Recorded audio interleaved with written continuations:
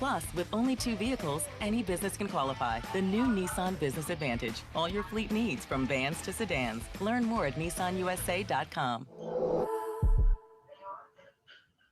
Some teams work best in chaos. With only 2 vehicles, any business Some can teams qualify. keep it The classy. new Nissan Business Advantage. And All some your fleet teams needs, get from in the vans to zone in sedans. silence. Learn more at Nissan. Different teams have different work styles, and Monday.com Work OS fits all of them.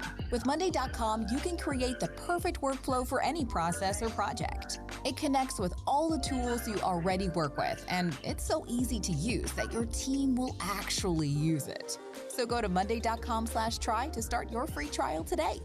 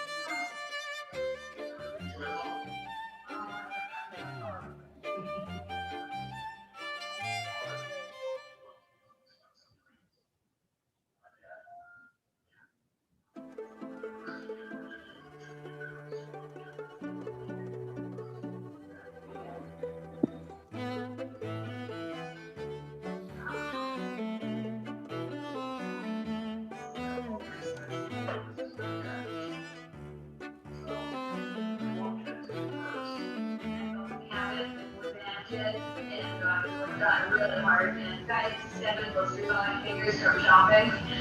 It's bad, but just that's not. I was so impressed. Doing it the old-fashioned way. My dad can help it along with color. And I didn't realize how quickly Charlie eats it. She's done before everybody goes else. This project is cool. It's obvious. I'm sure that's his thing. Slow cancer. It's like she went in there and she's eating his food while he's taking up his life. Some of them are very fast. Just so we did right here, we see the when he tries to want to show his exposure to pop culture, it's kind of great.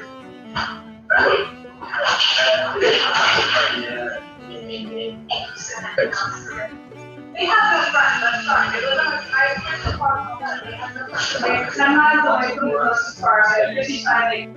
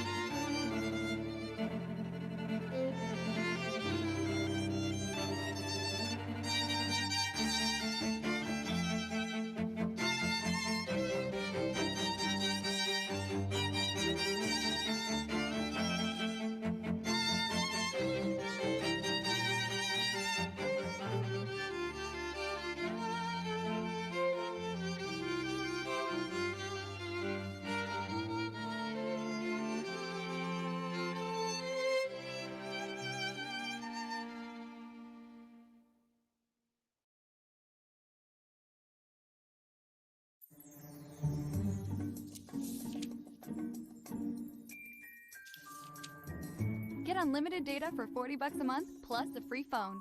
Stop wishing, start switching.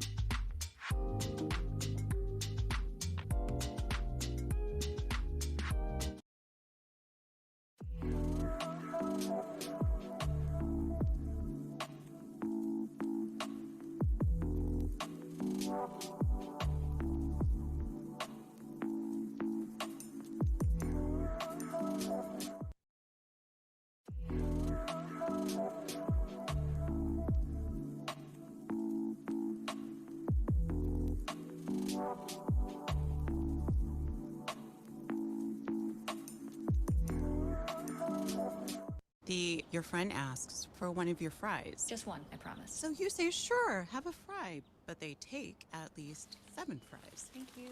Because it's never really just one fry, is it, meal? There's a meal for every moment on the McDonald's $1, $2, $3 menu. Get all your favorite items like the McDouble, small fries, 4-piece chicken McNuggets, and McChicken for just a few bucks. Prices and participation may vary. Cannot be combined with any offer or combo meal.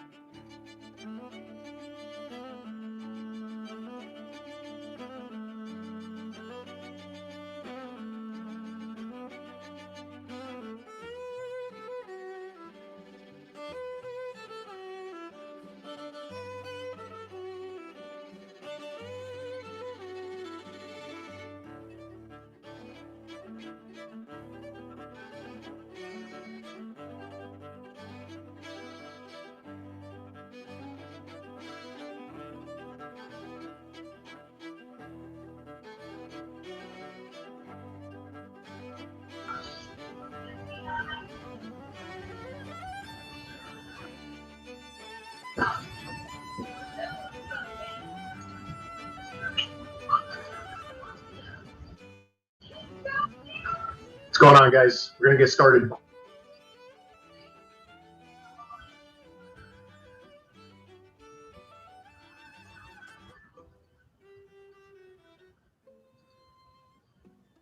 right, enough of that. That's my new jam. I like the quartet. So I was listening to this morning. Let's set everything up. How was everybody's Tuesday? I know if you guys were on Sunday's Zoom with me and Sam, I was talking about how I was really liking GA this week. GA has been great to me in January, and it definitely has continued. Big shout out to everybody that caught the buy this morning during London crossover. And I'm going to try and keep up. You got it. I love it. I'm going to try and keep up with both chats because I know we're teetering in and out of being maxed out on Zoom, and I got YouTube Live going. So, we'll keep up with the chats, and we'll look at what's going on. All right. I'm going to go through my watch list, kind of do a little bit of what we saw, recapping and whatnot, and we'll go from there. Right. GA happened at the end of the first 3 hours. Yeah. It was a London crossover. And it's in that wheelhouse where I personally like to get into some trades. All right. Let me see if hold on. All right. No, he's not. I don't think he's gonna jump on with me. All right, that works. Well, listen, Tuesday it is. Happy Tuesday. EG ruined your day. We'll get into it, man. No worries. I was looking at some stocks earlier. So listen, if you guys trade stocks and you know about Wyckoff, do it, right? I mean, this was a huge move. I came in and bought in at $2.11 on this pharmaceutical company, and obviously I'm still holding. So, you know, it works. It works. I'm gonna go to blue here. All right, let's get into it, man. So let's do a quick little recap. So just kind of piggybacking on what happened. How do I do your research on stocks? I don't do research. I trade the charts. I don't care about the fundamentals of it. The charts don't lie, so I trade the charts, and I intraday it, so it's not like I'm investing long term. All right, I get in and out. You know, do what I can. All right, I leverage it. So, you know, perfect example. I got in here, and I've seen a 45% increase. So, you know, you do the math. I'm not trying to hold this long term. So it does react to smart money. Where's Albert? Well, poor Albert, man, that guy. All right, so let's recap. Let's just go into GA real quick. And dude, listen, I'm gonna say this as humbly as I can, but like I definitely was looking for this. Actually, here, hold on. If you guys follow me on TradingView, I threw this into TradingView. Let me open it up. Let's see. How come I can't open up my trade idea? There we go. All right. Oh, where'd it go? It was there. There it is. So this is what I posted the other day on my TradingView, right? I said on the 7th of February, I was like, look for the accumulation in here. We're going to take it up. And then this is what it did. So I was off maybe like a couple hours. So which broker do I use? I use Webull, Webull. Yeah. Let's see. It's playing games. No, it's not playing games. It's doing what we want it to do. All right. It's doing what we want to do. What's the link to the Zoom? It honestly doesn't matter. It's maxed out. Okay. So let's get into GA, right? For me, and you know, I know there's some differences of opinion, and there's nothing wrong with that, right? At the end of the day, we got to trade what we see. So for me, you know, obviously I've been long on GA from way down there, where it was a nice 1 to 100 and 1 to 150, and ultimately what we got was this. You know, we got our first change of character that happens here. Secondary test comes in to create a minor sign of weakness. We get that up for us. So we get 3 drives, right? I need a 3 drive minimum. Price then creates a UTAD, and this was the structure that we wanted to see broken. Create that, and obviously this UTAD for me was to maintain bearishness, right? It was supposed to maintain structure from it, and ultimately we didn't get that, right? We didn't get that. Price ends up jumping the creek that I had laid out and break structure. So for me, 2 things I need for reaccumulation: break a structure and a jump after the creek. All right, and that's what we got. And now it's just a matter of finding the area that I wanted to play off of. You know, I talked about it Sunday. I was actually looking at like the 6-hour candle, but we traded right into the box that I wanted to see. Down onto the 15-minute, what we got was a very, very nice clean schematic.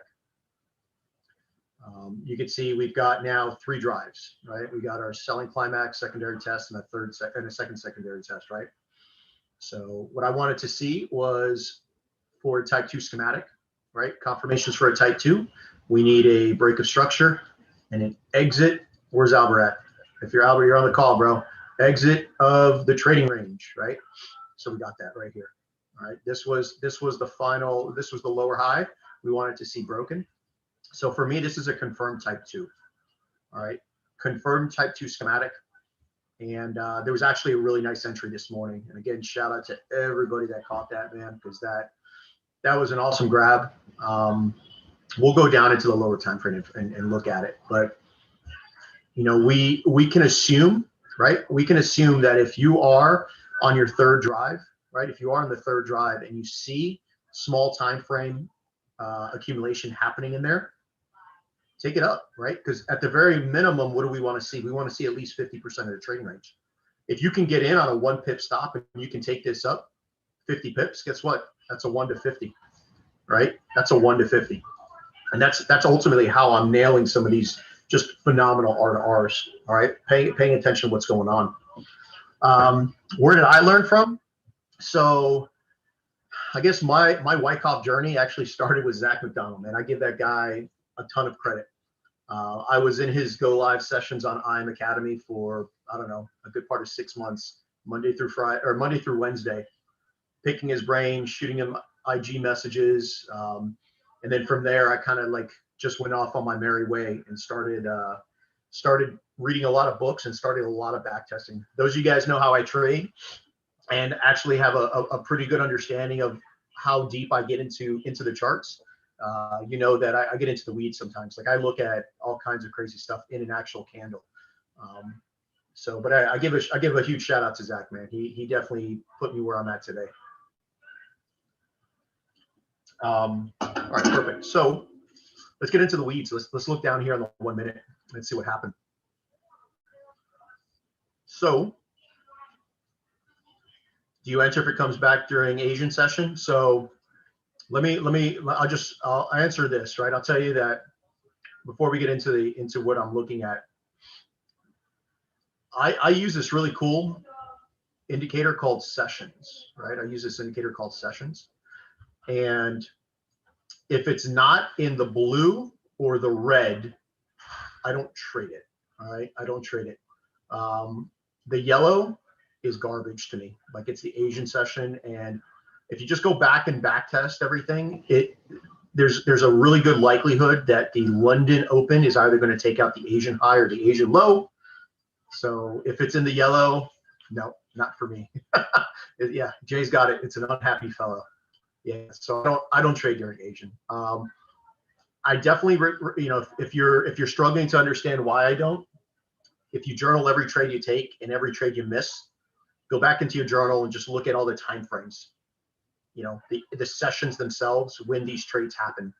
I found that even the trades that I would have entered in Asian session, based on the R to R, if I won or lost it, in the last 6 months, I would actually be negative Asian session entries because I would either take the losses or they'd be break evens. So I'm okay missing out on a couple trades if it means that I'm not going to be losing money. All right. Is a live going to be saved on yeah, it is. Yep, absolutely. Yeah, this will be saved. All right. All right, so let's get out of the weeds and kind of look at what happened. So price does a really nice accumulation. All right, London session. This is that London crossover. All right.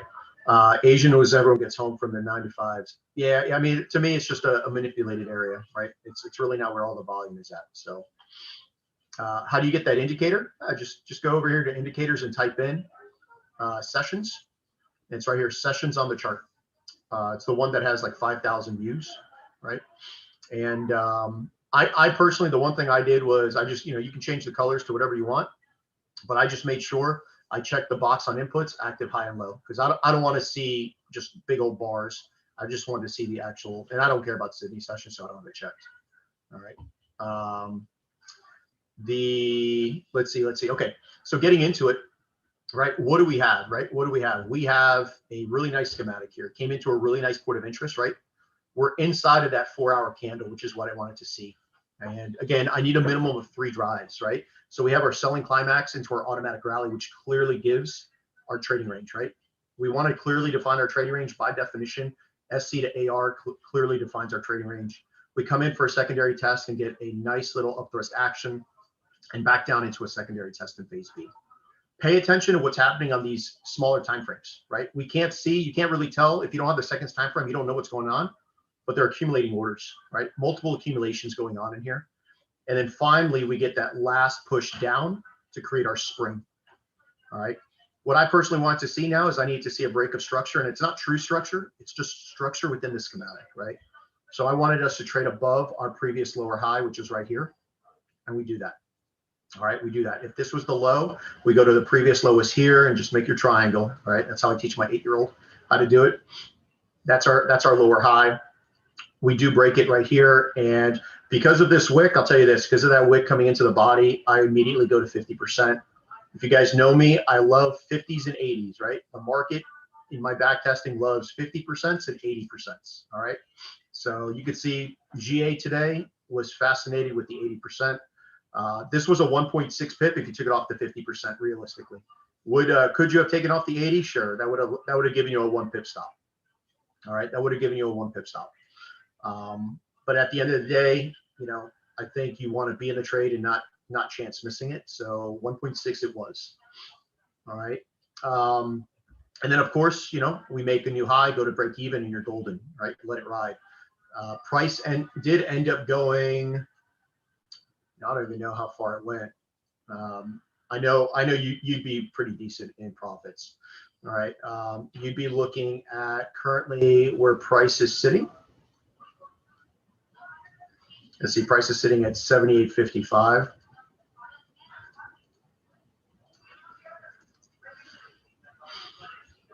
So you're currently sitting at a 1 to 24, all right, almost a 1 to 25. Ultimately, where do we want to take this, right? We want to take it to at least the top of this trading range off the 15-minute, right? At least off the top of the trading range off the 15-minute is where we want to go. And ultimately, you know, to make a new high. So if we make a new leg, you're looking at a 1 to 42. But again, if you've been following me with GA, you know I'm in this daily schematic, all right? You know I'm in this daily schematic. I at least want to come to 50% of our trading range, which sits at 1.8056. And then if we can really get up to here, that'd be great. All right. If we can get up there, that'd be awesome. What areas do you think it'll come to? Yeah, we'll get to it. We'll get to it. We gotta talk about, you know, where it's going before we know where to catch it, right? To see if it's feasible for us to even do it. All right. But I got my eyes set on 1.84500. It's really where I want to get the price to. And if you do hold from this bottom entry, I'll tell you right now, if you do get a hold of it from down here, you know, 1.84500. I know Zach was going over this on this session, but that's a 1 to 396. That would be my my largest trade. All right, my largest trade was a 1 to 287. So 396 is definitely going to top it. All right, so let's talk about where potentially we can get at it, right? So we know that we are in a 15-minute schematic, right? So you got to understand what's going on in here. There was an accumulation here, there was an accumulation here, there was an accumulation here, right? We'll talk about the reaccumulation, and we'll talk about what's going on here, right? Because for me, it's actually lining up very, very nicely. All right. If you guys were on Zach's Go Live, I shared this chart with you guys, and where I'm personally looking is in for a potential entry. I think this is still on the table, depending if the timing is right. All right. What do we have going on here? Right. We have a potential distribution, right? Potential distribution. We have, you know, either you want to call it from here and prices respecting the highs, or you want to call it 1, 2, 3 drives. It doesn't matter, right? At the end of the day, what happened? Price breaks down and then creates a reaccumulation. And inside of that reaccumulation, we get another accumulation. We have 1, 2, 3 drives and a spring candle, right? Clearly, you can see the imbalance in this spring. So I've got my eyes set on 50% of this candle.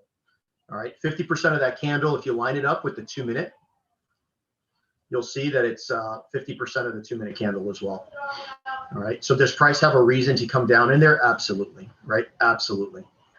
All right, so I'm looking at that price area right there as a potential, but it's got to be the right timing. Like we've got to like linger for a little bit longer and build some more liquidity.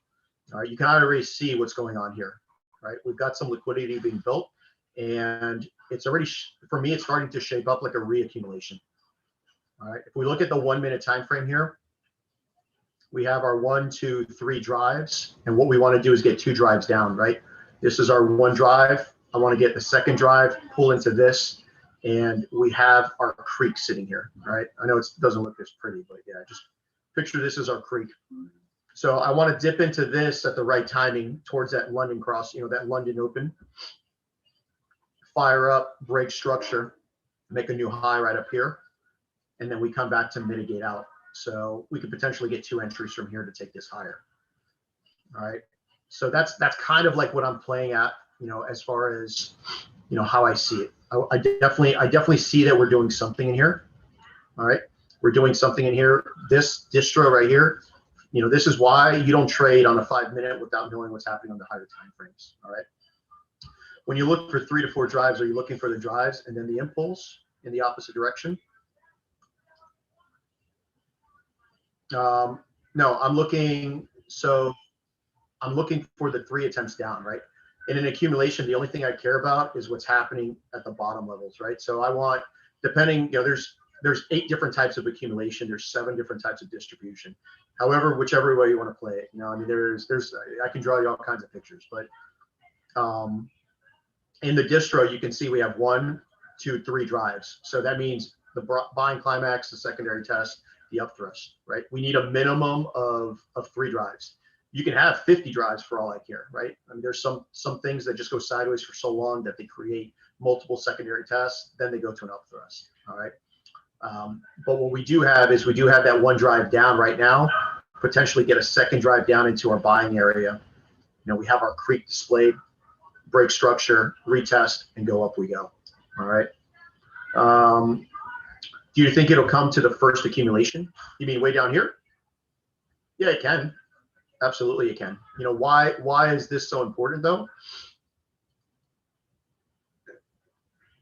So when we look at it from a 5 minute point of view, this was the high that we needed to break, right? This was our slingshot area. This right here is our slingshot area. So this is my SC, okay? We have a schematic. We have, because we have a accumulation inside of a reaccumulation, we have demand, right? This is a demand zone, supply and demand. We found the schematic. This is a demand zone. This is going to be my first attempt to make the buy. I'll definitely shoot off of that. And if this doesn't hold, right, then absolutely I'm coming down here, right? I'm coming down here. And because this is already a confirmed type 2, price is supposed to maintain above this low. If we break down below that low, I'm not looking for a spring. I'm looking at as this is going to be as a redistro, and then we'll play off of something in here to go lower. All right, yeah. What about the 3 minute candle up top? I don't know. To me, I don't care about the 3 minute candle. Let's see. So about this one right here.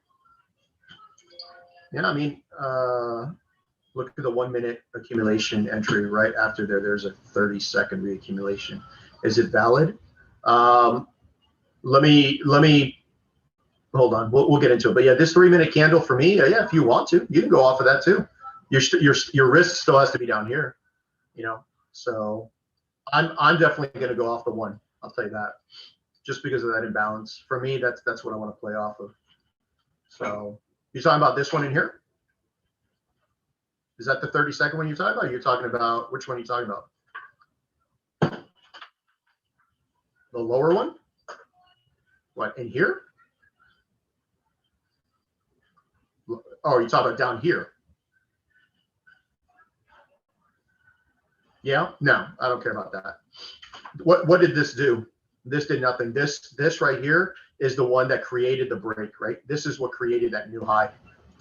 Yeah, so like when we look at it from this perspective. Here's the high, right? Here's the high. What caused us breaking the high? Was it this or was it this, right? For me, it's this. This is what caused this high. And then, so this is that slingshot, not this. This wasn't the slingshot. This was like the, oh, maybe, okay, now the slingshot, you know what I mean? So for me, this is not important. Yeah.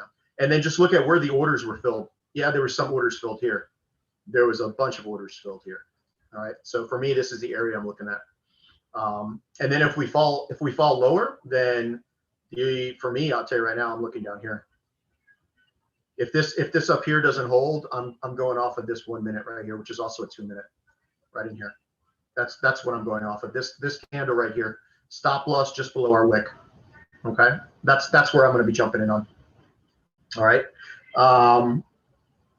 Let's see. Does the imbalance below the 1 minute candle you have marked have any concern? The imbalance below the 1 minute candle.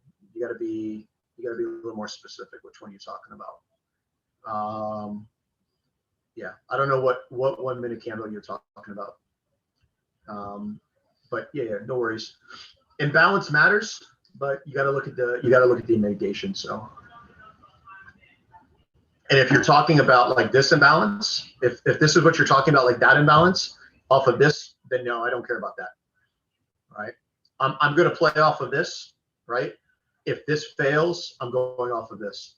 These are the only two areas that I care about. I don't care about anything else, because at the end of the day, this did nothing. It's not responsible for anything. Yep. Yep. UCAT buys. I agree. Yes. Look for UCAT buys. Can I snapshot this to compare it to your markup? Hey, I mean, you can snapshot it yourself. Go ahead, man. Just screenshot it. Here, I'll throw it in the chat, but here you go. I'll throw it in the chat. All right. And if you guys aren't on my Instagram, I mean, I throw a bunch of my charts on the Instagram too. So right here, fibs and profits. Just look it up, man. Okay. So everyone good with GA? Got it? Yeah. Perfect. Yeah. All right. Just remember, like a couple little things I'll tell you is this: just always ask yourself, what did this candle do? Right. Once I started realizing that some candles just don't mean crap. They don't count for anything. It makes sense. Did Albert get in GA? No, Albert. I'll ask Albert what happened to GA with him. I'll let him answer it. Okay, so GA is golden. All right, and just look at it like this. Okay, let's just compare it like this. So hypothetically, right? Hypothetically, if you're able to get into this position, right? And you know what? Let's be a little reasonable here, right? Let's look at it from this. Where's that 4 hour? All right, so 4 hour. So realistically, I want to make a new H4 high, right? So we're going to go to 8,500. All right, 8,500 is probably going to be my first area that I'm going to be looking at. All right, so if we look, where is that order?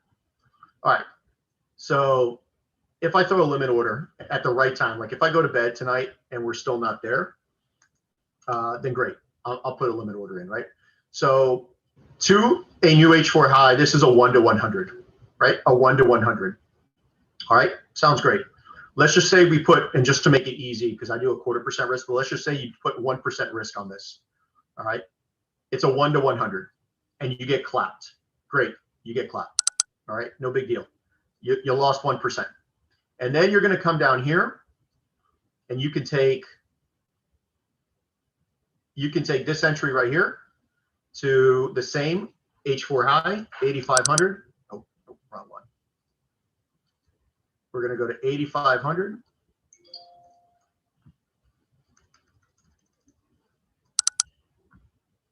All right, go to 8,500. And what are we looking at? We are looking at a 1 to 101.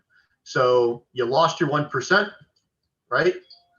And it's a 1 to 101. So guess what? You finish the day at a 1 to 100. All right. I don't think you'll be too sad about the 1. All right. So do I do a 0.25% because the trades are yep. Yeah. I do a 0.25% one because I need the margin. And because my US, so I have a US broker for currencies and it's a 1 to 50 leverage. So I can't fill all my orders. And I'll tell you right now, especially if you guys are trading an FTMO account, and you've got a 100K account, a 0.25% is $250, right? You know how many times you can lose $250 and it doesn't really affect your FTMO account? And then all you need is a 1 to 100 and that's 25,000, right? This trade would be 25K on your FTMO account and you risk $250. So that's why I do it. All right. Those of you guys that know how I trade, how I do it, there's every week we're catching at least one of these huge monstrosities of a R to R. Okay. So it's just patience, I talk about it all the time. Journal, because the more you journal, the more you're going to realize, that this is plausible and you can lose a ton of trades. All right. January, I only won 30, I think it was like 33 or 31% of my trades in January. And I had a very, very nice January. So, okay. Do you recommend even on a smaller account? I mean, that's up to you. I'll tell you right now, my personal opinion, if you're trading anything less than a 10K account, I would not recommend trading anything less than a 10K account, because it's gonna take you forever to compound that. My recommendation to you would be, look at the different proprietary trading firms. There's a bunch out there now, right? When I first started, there wasn't any. There's a bunch out there now. Start building up your equity from that, and then trade your own account. I trade my own account and an FTMO account. Okay. So yeah, I only care about imbalances pretty much inside of the schematics. All right. Imbalances everywhere else are imbalances, but they're not of any importance to me. All right. Where can you get more precise data? From the Wyckoff schematics. So first start, I always talk about it. First start at the book by Ruben Villamosa, the Wyckoff methodologies in depth. And I think Zach even mentioned something about a Wyckoff 2.0. Just search Wyckoff 2.0 on Google, and you'll find that. All right. So some other stuff other than FTMO. I'm actually looking at one right now called Funding Talent. Just Google Funding Talent there, but I can't tell you enough about them because I don't know yet. All right. No, I wouldn't risk 1% on FTMO. I'll tell you right now. The most I would use is half. All right. Do I use fibs? Yeah. Look, you see fibs right here. Look at that, 50 and 80. Right. Look, you got another 50% right here. Yep. 50s and 80s is what I like. All right. Yeah. No, I don't do 1%.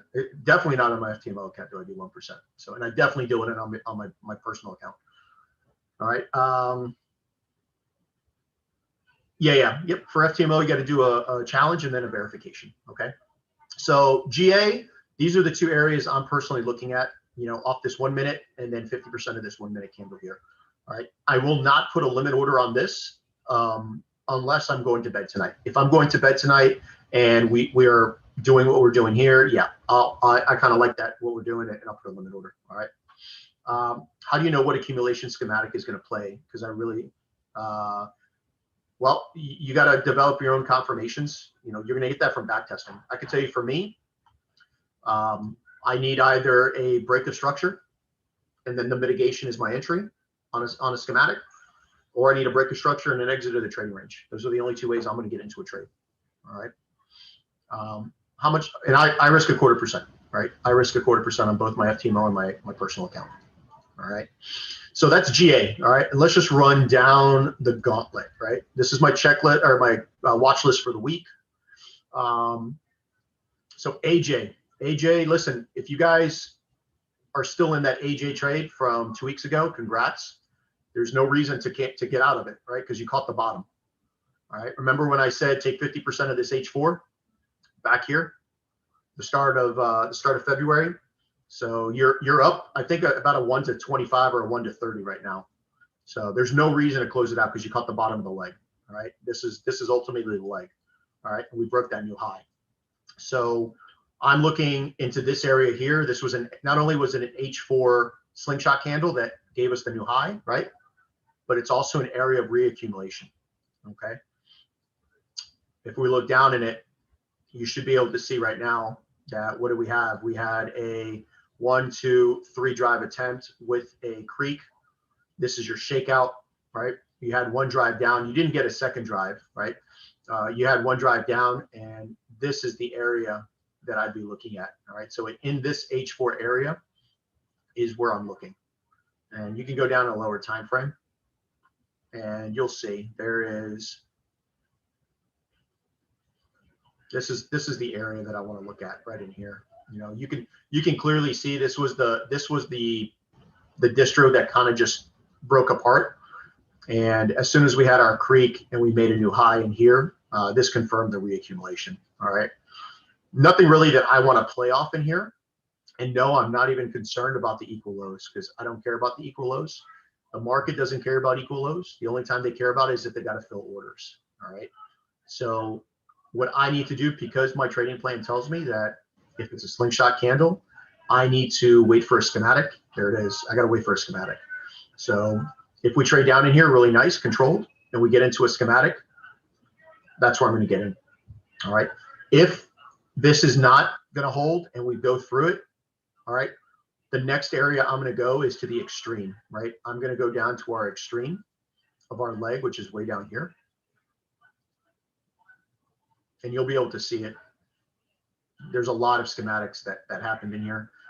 2 accumulations, 3 technically, and a reaccumulation, okay?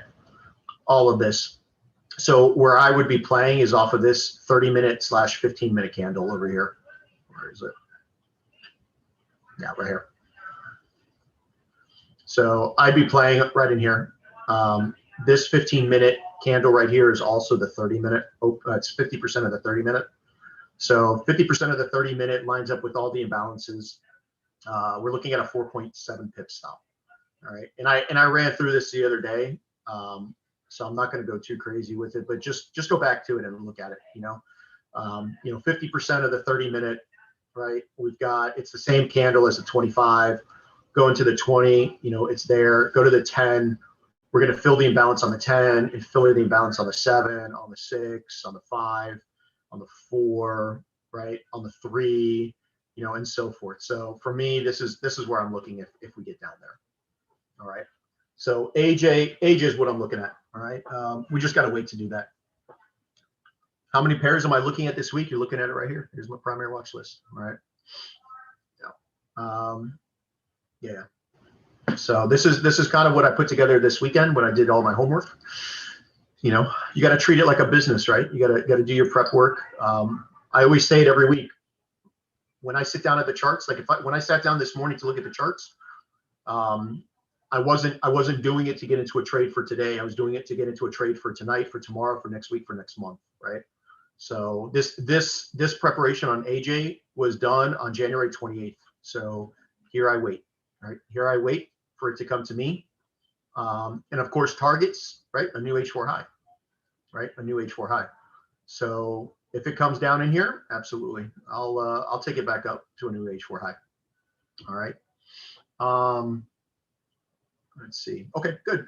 So that's AJ. All right.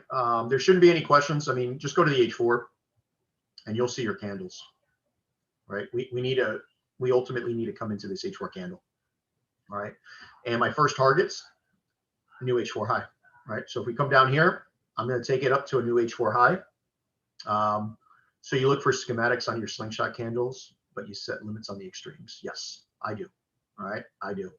And again, the reason I do is, just back test and figure out how many times price comes into that, and I call them the extreme mitigation candles, the MCs.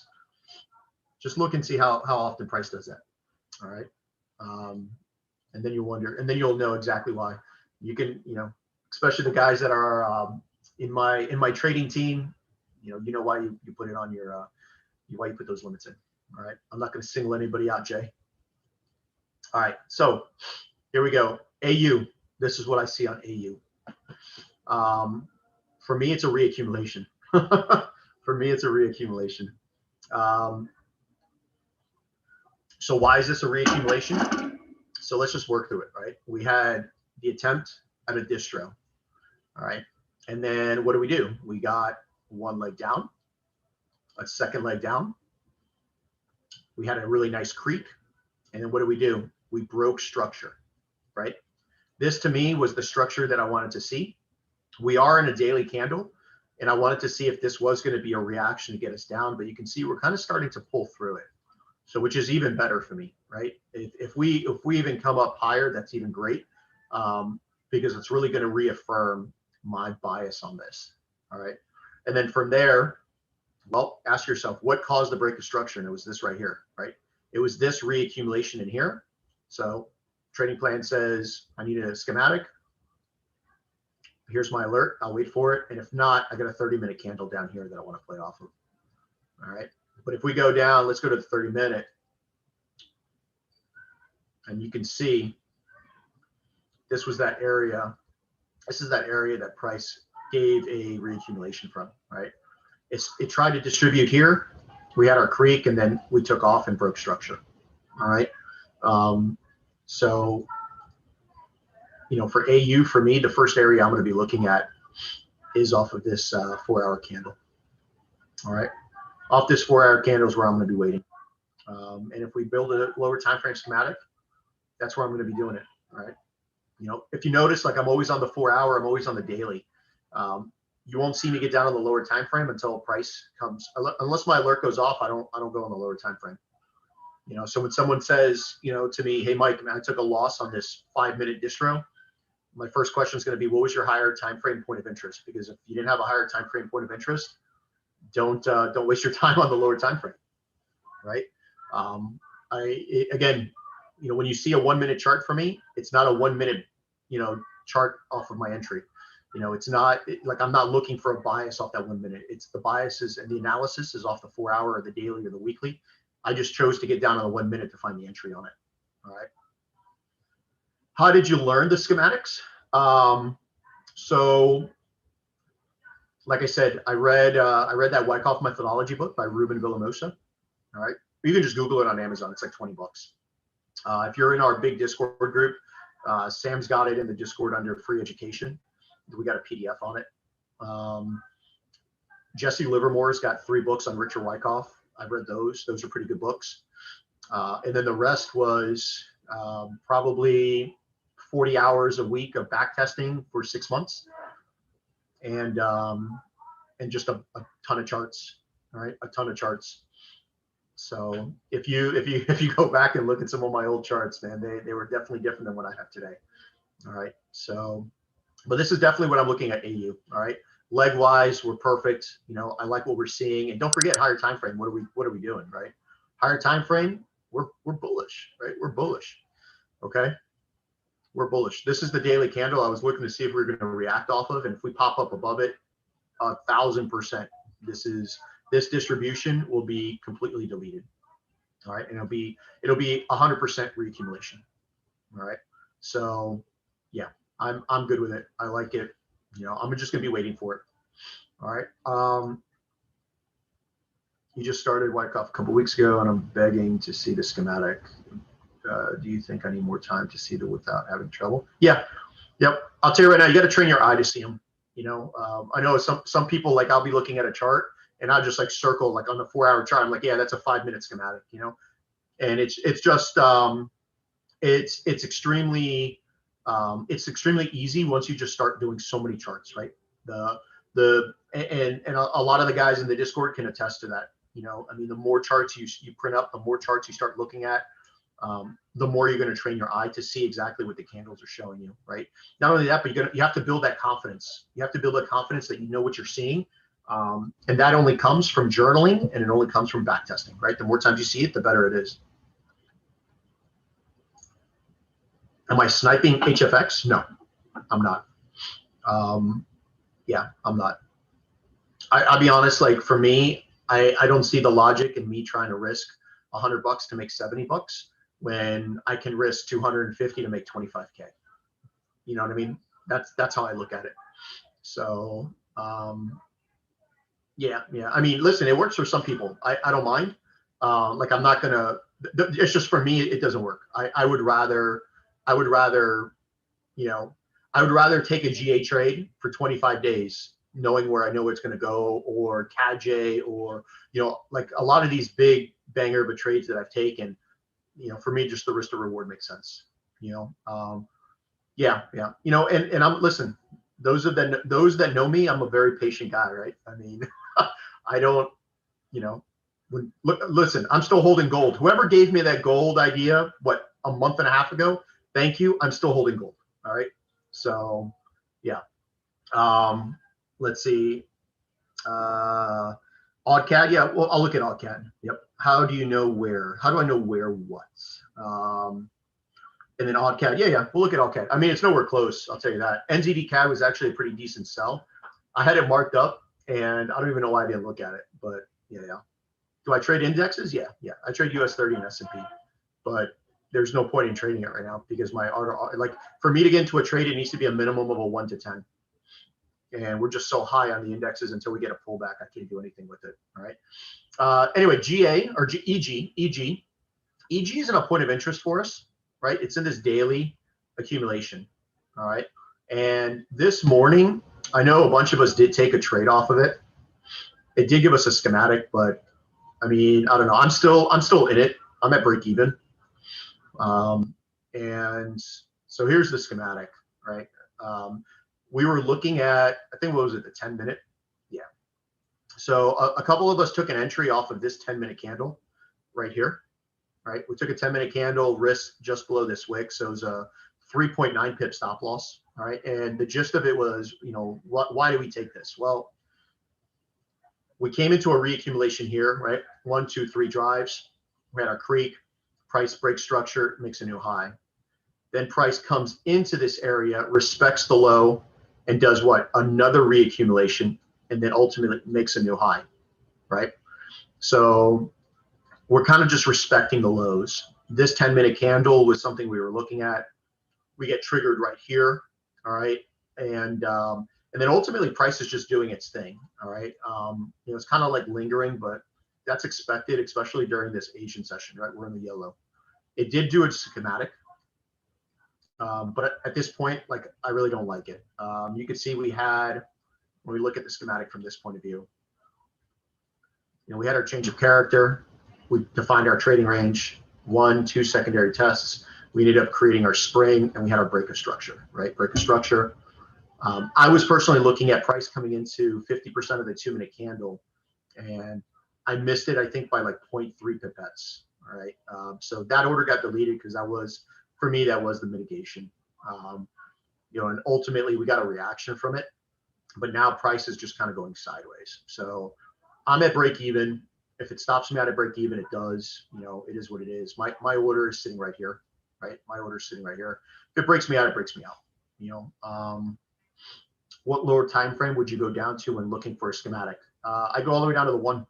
You know, the good thing about training your eye is you don't need to go down to the 1. You could sit on the 1 hour and you can tell when a 1 minute schematic is being printed.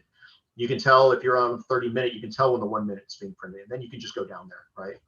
Don't think, I'll tell you right now, don't think that you're going to miss a schematic because it's going to happen so quickly. All right. Majority of the schematics, and I know a lot of you guys are starting to figure this out. Majority of the schematics take hours on a lower time frame. Like a 5-minute schematic could potentially take 6 to 8 hours. A 1-minute schematic is going to take anywhere from an hour to 2 hours to fully get to the point where you can take an entry. All right. So don't stress about it. You know, take your time, be patient. All right. Nothing should be a rush. In trading, nothing should be a rush. It should be calculated. If you're not ready for it, don't take the trade. All right. Don't take the trade. How do you know whether a schematic will be an accumulation or a redistribution? All right, good question. All redistributions start as an accumulation. So a redistribution is a failed accumulation. So you have to wait for the accumulation to, you know, be attempted. And on the failure of that accumulation and the confirmation that you ultimately in a failed accumulation, you're going to break through the ice and the break of structure, that confirms a redistribution. On a distribution, the jump of the creek and a break of structure confirms a reaccumulation. All right.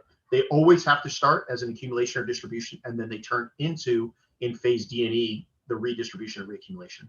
All right. Longest time I've held a trade. I think gold is my longest trade right now. Gold is so far my longest trade, and I'm at 40. I think it was 45 days yesterday, so 46 days. All right. And I'm something like 1,800 pips in profit on gold. So, do I have different phones for your multiple? No, I don't use a phone anymore, man. Yeah. I don't use. I learned a hard lesson one time, and I don't use a phone. So I use MT5, and I have MT4, and I do it from my desktop or my iPad. So, and I just switch to the accounts. You know, if you save it on your desktop, the passwords are saved. No, I don't hold on MT4. Or, I'm sorry, on FTMO. I don't. I've asked 3 times and I've been denied. So I just hold it on my personal one.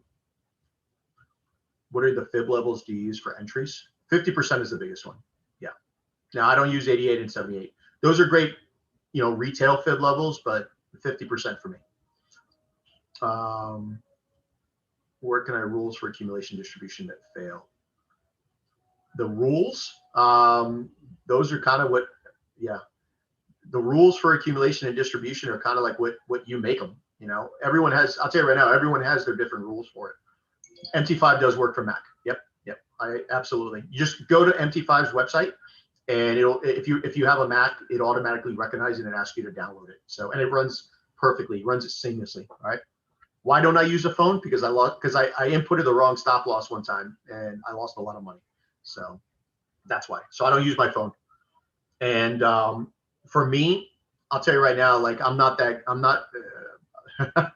for those of you that know me, I'm very analytical. I'm very calculated. I'm very, you know, I need my Zen place, right? I need my monitors. I need my computer. This is my workstation. You know, I'm not going to be taking, I'll tell you right now, I'm not taking trades that I'm making 5 figures on from my phone at the beach, right? I'm not doing that. So, and I'm not doing it on the go. Like I'm not driving and I'm like, all right, you know what, let me take partials on, you know, this, you know, 25K, you know, trade. No, I'm not doing that. Everything's from my workstation. Everything's calculated. There's no interruptions. When I'm at work, when I'm doing my trades, I'm at work. All right. You got to treat it like a business. MT5, yeah, I like MT5. I like it way better than MT4. Well, first of all, I can't use CTrader, so because none of the brokers work. I can't use any of the brokers for CTrader, so that's why. All right. FTMO, you have to close out your trades on the weekend. So Friday at market close, you have to close out. All right. Have you learned patience? Because you have to learn patience. Absolutely. And that's the only way to train yourself. All right. Patience is everything. You got to take the emotion out of it. The book is called, here, real quick. I do it all the time, but here you go. Let me just pull it up. So Amazon, Ruben Villahermosa.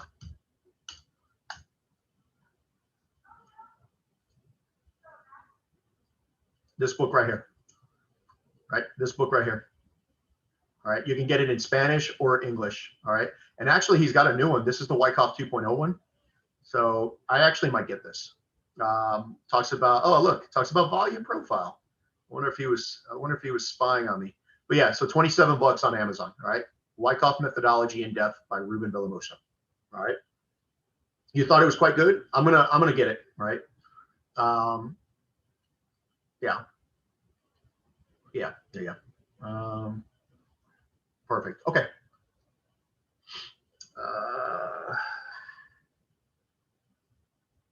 How do you know whether price is printing a spring versus a sign of weakness? Because a sign of weakness would be in distribution and a spring is in accumulation. All right. Yeah. Thank you. Yep. You got it. Awesome. Thank you for the help with the book. Yeah, a UT is done on distribution assignment. Yeah. Let's see.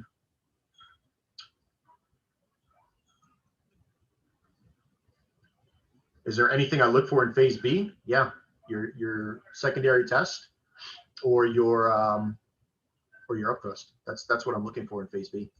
So, all right. So EG, I'll tell you right now, EG needs to just get itself up. All right. From a 15-minute perspective, I'll tell you right now, like I would prefer at this point, because I'm already in this position, I just want EG to come up, break above here, and then we'll reset and we'll just follow order flow. All right. So EG really now is not at this point in time, I really don't want to do anything with it other than hopefully get it to go up to a point where I can start working something else. Back test more efficiently. Yeah. So if you see people posting charts that were huge winners, figure out where they were. So if I told you, hey, GA this morning, London session was a huge win, go into replay mode this morning and back test it. Go into replay mode, see if you can find the entry, put your stuff in there and go. And Jay broke your heart while you slept. Yeah, I still think it's coming down though. I still think it's coming down, so don't worry. The platform that I recommend to learn, I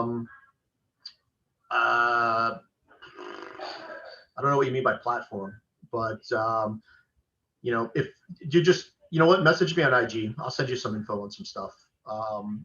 You know, yeah. What do you guys use to trade on Mac? Yeah, like I said, I use MT5. All right. Let's see. Nope, I've never watched ICT. Yeah, I heard it's good stuff. You know, if they're maybe it's the same stuff I learned. I don't know. I'm sure. Listen, if you trade ICT stuff and you're getting these huge risk to rewards, it's probably the same stuff. Oh, it's pure smart money. Okay, no, then never mind. What's my IG? Oh man, here you go. We're gonna turn you into a detective right here, bro. You see that right there? That's my IG, man. Yeah. Yeah, no worries. Yeah. All right. Sounds good. Okay. No biggie. All right. So EG, yeah, I'm kind of not looking at EG for anything. I know. Well, let's go down the list though. All right, because otherwise we'll be here all night. All right. So OddCAD. I'll be honest. OddCAD has broken the high. I'm sorry. That's AJ. Hold on. Here we go. Okay. So OddCAD is. I'm waiting to see if we break this high. Okay. If we break this high right here. All right, because this is the leg structure. If we break that high, confirmed a reaccumulation for me. All right, and then what I would be looking for is price to this. This would be the leg, right? However, we get up and break that. All right, I would potentially be looking in this area right here because this was the first break of structure that I wanted to see. I really want to see this get taken. All right, like I'm not really interested in selling it because we're so close to a confirmation of what I want to see for buys. But when we look at the legs, right, if this was ultimately that we broke this high here and then we dropped, right, and then we walked our way down. So potentially this would be the creek that we were looking at. These are the two drives that the price traded down. All right. So this was the low. We never made a new low. So this isn't structure. This is nothing. This would be the high, which we broke. So this was the first break of structure to give me that confirmation. All right. And if we go to the 1 hour, you'll see this is the 1 hour candle I'd be looking at right here. All right. So I do have an alert. If we do trade down in here and I see a schematic, right? Game on. This is where I'd be looking for a buy. So anywhere between like 97,800, 97,900, that 10 pip range right here. This is where I'd be looking for a buy, but we need a schematic. Okay. Awesome, man. I'll get to it after this, man. No worries. You need to hit P600. Bro, listen, I'm right there with you. I think I'm a 150, man. I think I'm a P150. Let's see. Do you think institutions will change their behavior of too many traders? No, man, no. Listen, I'll tell you right now, you can look up how much these institutions make, right? They don't care. They're not taking money from us, right? They're not like when my stop loss gets hit, that's not a, like they're not taking my $250. Do you think Morgan Stanley cares about my $250? They don't. Right? All they want to do is fill their order, right? So by taking my 250, they can fill a 250 buy or sell order in the inverse of that, right? They don't care about that. They're fighting other institutions, right? It's institution versus institution, right? It's the megalodons, right? Or we're the guppies, they're the megalodons. They don't care about us. Every retail trader in the world, right, isn't going to amass $1 trillion worth of equity. So yeah. Yeah, profit goes to the brokers, not to the institutions. Okay. Yeah, I could care less about ranking. I don't care, man. The only ranking. Yeah, exactly. All right. Let me see if I can catch up. Do you see distribution on GU on the 1 hour? When we get to it, I'll go over GU. But no, I don't see distribution. Okay. Yeah. So on OddCAD, pretty much what happened, we had the break of structure. What caused the break of structure? This, right? This is where I'm going to be looking. All right. And again, because my trading plan says I got to wait for the schematic here. All right. If this doesn't hold, then look down here. All right. It's that simple. Just wait. Now, if we trade up above here, does that invalidate what I'm looking at? No. Nope. It just gives more validity to it. Okay. So yeah, good. Perfect. Awesome. You guys are rolling, man. Awesome. So we talked about that ACAD, AJ, we talked about AU, EG, really nothing going on right now. EJ, I was like P600, and then I saw Mike and his Wyckoff stuff. Oh man, good man, good. No, listen, it is what it is. No worries, bro. So EG, right? Let's just do it like this, okay? So EG or EJ, I'm sorry, I'm doing like 10 things at once right now. So, all right, for me, we're bullish on EJ. All right, Euro, JPY, bullish. Okay. Did I want to see us come down into this where I got my arrow? Yes. Does it look like that's going to happen? No. Right? No. So what is happening? Well, on the 4-hour time frame, right? 4-hour time frame, we did have a distribution. That distribution did exit the trading range. We did come back up to test that distribution, right? But pay attention, what is going on here, right? And I know I asked last week, what is going there? Well, we have ultimately bullish order flow, right? Bullish order flow. Look at the legs. Higher highs, higher lows, right? So currently, we're in the middle of nowhere because I either need us to make a new high or I need us to come down into this box, right? Those are the only two ways for me to get into a trade. Yes, we had an accumulation here. But this accumulation, when you ask yourself, what did this accumulation do? The answer is absolutely nothing. It did nothing. Did it cause a new high? No. Did it fail and create a redistro? Not yet. But even if we come down to here, this is the leg. This is what's maintaining bullish order flow right now. All right. So if I'm looking for sells, we need to take out this low so that I can take a retracement and go down. Or I need us to take this high. That's why I have an alert here. And I have an alert here, right? Let your alerts work, all right? Until this alert or this alert goes off, I can't do anything with your JPY, all right? If Zach leaves IM, you're leaving too. Yeah, I tell you what, man. Like I said, I give Zach a lot of props, man. He definitely taught me a lot, you know. I mean, and you know, I know I've jumped on Zach's go lives a couple of times, and listen, and you can ask him. When I first started sending charts to him a year ago, they were horrible. And I'd say that my charts are pretty good now. You know, I'm a pretty good chart. You know, I'm pretty good at analyzing the charts. You know, so absolutely, whoever said reaccumulation coming, you got it. Yep. Because what happens when we take out this high? Reaccumulation, right? Reaccumulation, absolutely. Okay. So EJ, I'm kind of in the middle of nowhere. All right. It's just you got to be patient with it. Okay. Yeah, absolutely. Listen, I don't knock any of those guys. You know, Trade House. Listen, without IM and without Trade House, I wouldn't be where I'm at right now. Okay. ICT, good.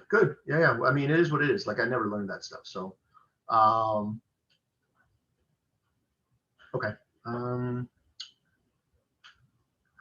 Do I consider buying GBP odd below the daily open? Below the daily open? No. I don't know why I would consider that. Can you break down how you identify your climax on your next step? Yeah. So you mean like, all right, hold on. Maybe I forgot where you were at, but on EJ, where the climax is? We'll talk about it. You check news before you enter a trade? No, I check the news on Sundays, right? I check the news on Sundays. I already know going into the week, because that's part of my trading plan, what news is going on for the week. So this week, there's no news. There's one US dollar news, and it's Jerome Powell from the Fed is talking. That's it. So it's a light calendar. Yeah. Okay. So let's go into EN, right? We're going down the list. EN. So again, nice job to whoever caught EN. All right. We are bearish as can be on EN. So this is a counter trade move, but because we are in a schematic, and I'll get to the schematic here in a second. Because we are in a schematic, it does make sense. All right. For those of you guys that were on Sunday's call, I'm pretty sure I said that we had a valid schematic. And then this distro was BS. It wasn't going to be distro, right? 1, 2, 3 drives. I said, get ready for the reaccumulation, right? And what happened? Price comes in to the buy area. I know some guys that I trade with caught this buy, and overnight they caught over 100 pips on it at a really nice stop loss.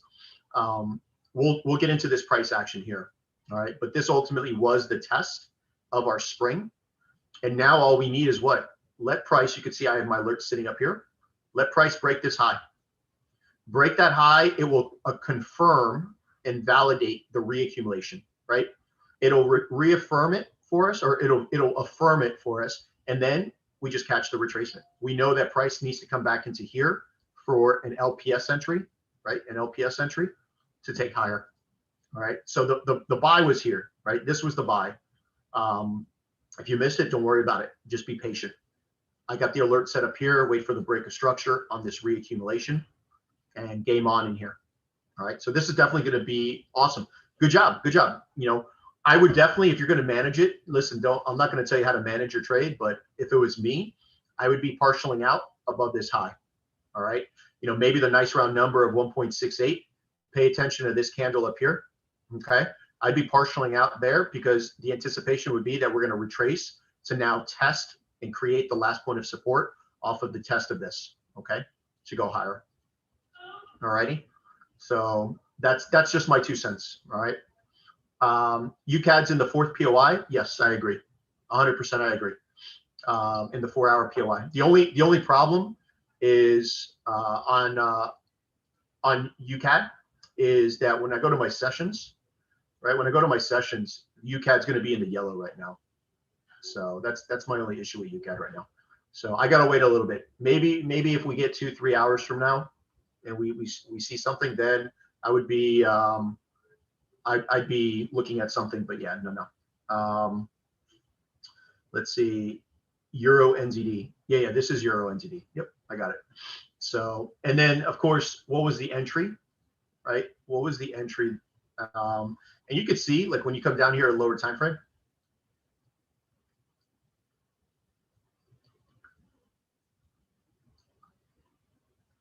we did get a schematic here on the 1 minute.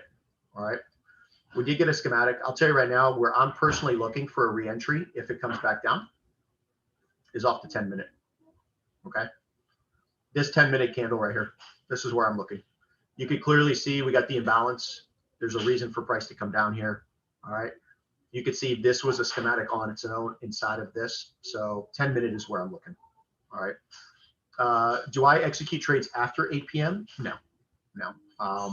I will set order limits before I go to bed. So yeah, absolutely. Just and I'll tell you right now, schematics within schematics within schematics. Don't think that it's consolidation. Think of it. Why would we have 1, 2, 3 schematics? Because they're filling orders. They're filling orders. Think about the amount of work and the amount of money that's being thrown into these. Why wouldn't it go like this, right? So when you start seeing those schematics, start jumping in them. Start finding positions to get in it, because once the train leaves, it ain't coming back. Okay? It ain't coming back. And it's not tons of buyers, right? It's not tons of buyers. It's tons of orders, right? Because a lot of traders don't understand what the heck. I mean, think about it. When you first started trading, everyone told you, "Oh, don't trade consolidation. It's not good. When the market's sideways, it's not good." Yeah, okay. Sounds good. How do you use your session tool?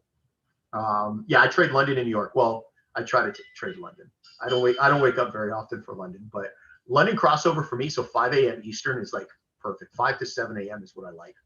All right. So when you go to session tools, I just do this real quick. When you go to session tools, go to settings. Make sure this is active, right? Active, high, low. All right. These, are generic, and then you can go to your style and you can just change the colors that you want to use. But essentially, I made mine yellow for Asian, red for London, and blue for New York session. All right. And I don't have Sydney because I don't really care about Sydney session because the spreads are ridiculous. Okay. So, but yeah, EN, this 10-minute candle is where I'd be looking, right? You could clearly see the schematic. We understand because of the schematic, it is a demand zone. Okay. Euro Chef. All right. So you must be new to my Zooms. Euro Chef is the only currency pair in my entire trade journal that I have a negative profit margin for. So Euro Chef is not on my watch list. It is not. If I had the option, I would email TradingView and I would ask them to remove Euro Chef from the ability for me to even search Euro Chef. All right. Because I think it's like negative 12%. I'm negative 12% in my entire career on Euro Chef. So I don't trade Euro Chef. All right. Yeah, exactly. EN, what is your target? Okay. So targets on EN, remember, we're counter trend, right? This is the only reason I'm even entertaining. And I'll tell you right now, I personally am not trading EN because my spread is 5 pips. All right. So for me to get into a 3 pip stop loss with a 5 pip spread is ridiculous. It's pointless. Okay. So can anyone tell me what happened here?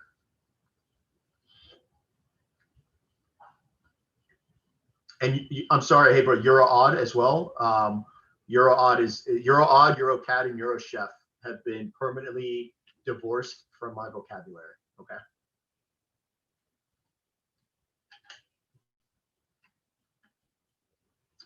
Where was the SC? I'll show you where the SC was. But what do we got?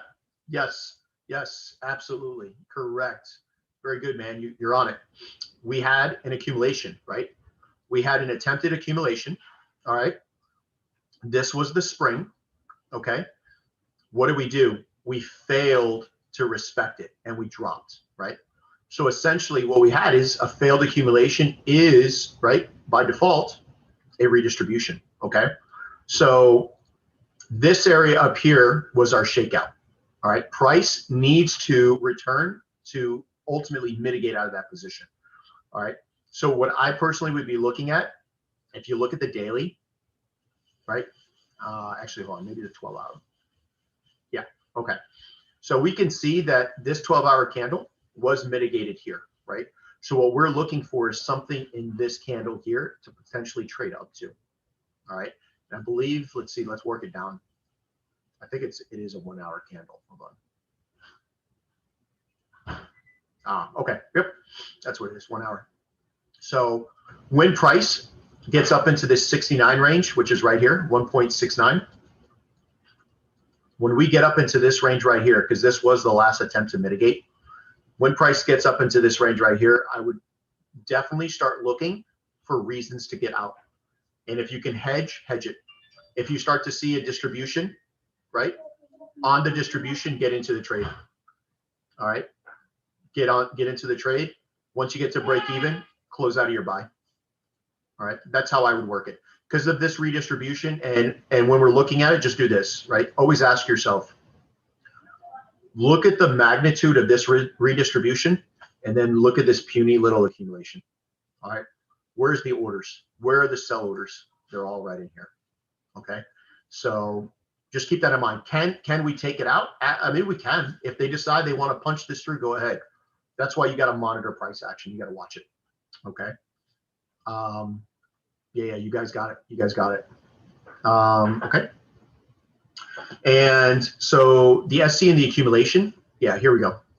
Let me just break it down real quick. Let's go to, I think a 30-minute might be a better view.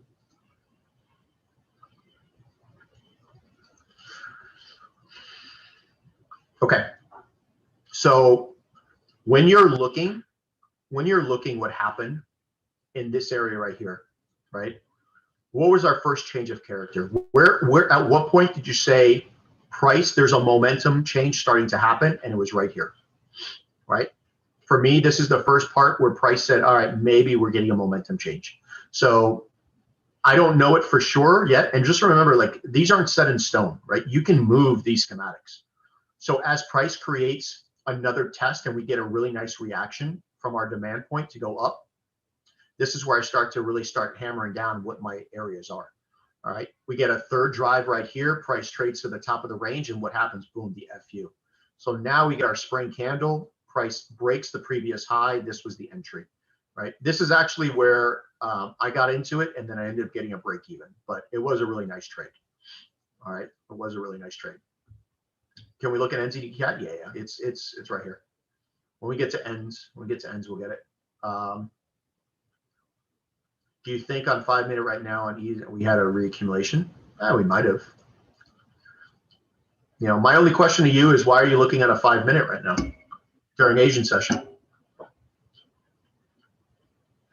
Red and blue, yeah. Red is London, blue is New York, and I put yellow as Asian on this on the thing. Yeah, yeah. We can. Let's see. Let's see. You said 5 minute. Let's see. You're talking about this right in here. I mean, that's ugly. That's ugly. It could be, but it's ugly. Like, would this be a point of interest for me if we create the high? So look, watch it out like this, right? So let's hypothetically say this breaks this high. This is the point of interest I'd be looking at, all right? Because this would be your SC candle. This is the slingshot that broke that high. So this would point of interest, numero uno, right here. Point of interest, numero dos. Okay. Yeah. So I mean, yeah. So wait to see. For me, I want to see this. At this point at EN, we need this to break. Otherwise, we don't have the confirmations to do anything else. Okay. So just remember the one thing that you want to keep in the back of your head is have the game plan, right? What's the playbook? You know, like I always relate it back to football. You know, the quarterback is showing this offense and he does this. What's the defense going to do, right? What's your checkdowns? If you're on defense, or if you're on offense, you're the quarterback. You see a defense come up with you a different defensive play or something like that. What are you going to audible to, right? What's going to be your drop downs and stuff? So, yeah, for me, I need to see this first taken before I can look at anything else. All right. Cool. When you identify a slingshot on a higher time frame that has been mitigated, do you go down in the time frames using that same candle? Yeah. So if that point of interest has been mitigated on the higher time frame, unless there's another candle inside of that higher time frame candle that created the same move, then yeah, I consider it mitigated. All right. So, and just be careful what you mean by mitigated, right? For me, like, if just say this was a 4-hour time frame and this is a 4-hour candle, right? For me, mitigation means price came here and then left, right? If it just taps into the open, I still want to see what happened in the 50%. Okay. So let's see. Isn't crossover between 8 a.m. and 12 p.m. Eastern? Oh, you're talking about the London into New York crossover. Yeah. It's not 8. Yeah. But we're talking about different crossovers. Yeah. No, what I mean is, for me, my ideal time to trade is 5 a.m. to 7 a.m. Eastern. It's the London into the New York Open. New York Open is if I'm not in a position by New York Open, I need to be very quickly. Like typically, if I'm not in a trade by 10 a.m., I'm kind of done for that day. You know, I'll just sit there. Yeah. Sounds good. Have a good one. Yeah. All right. Cool. All right. EU. Let's get into EU. So nobody has any questions about this being.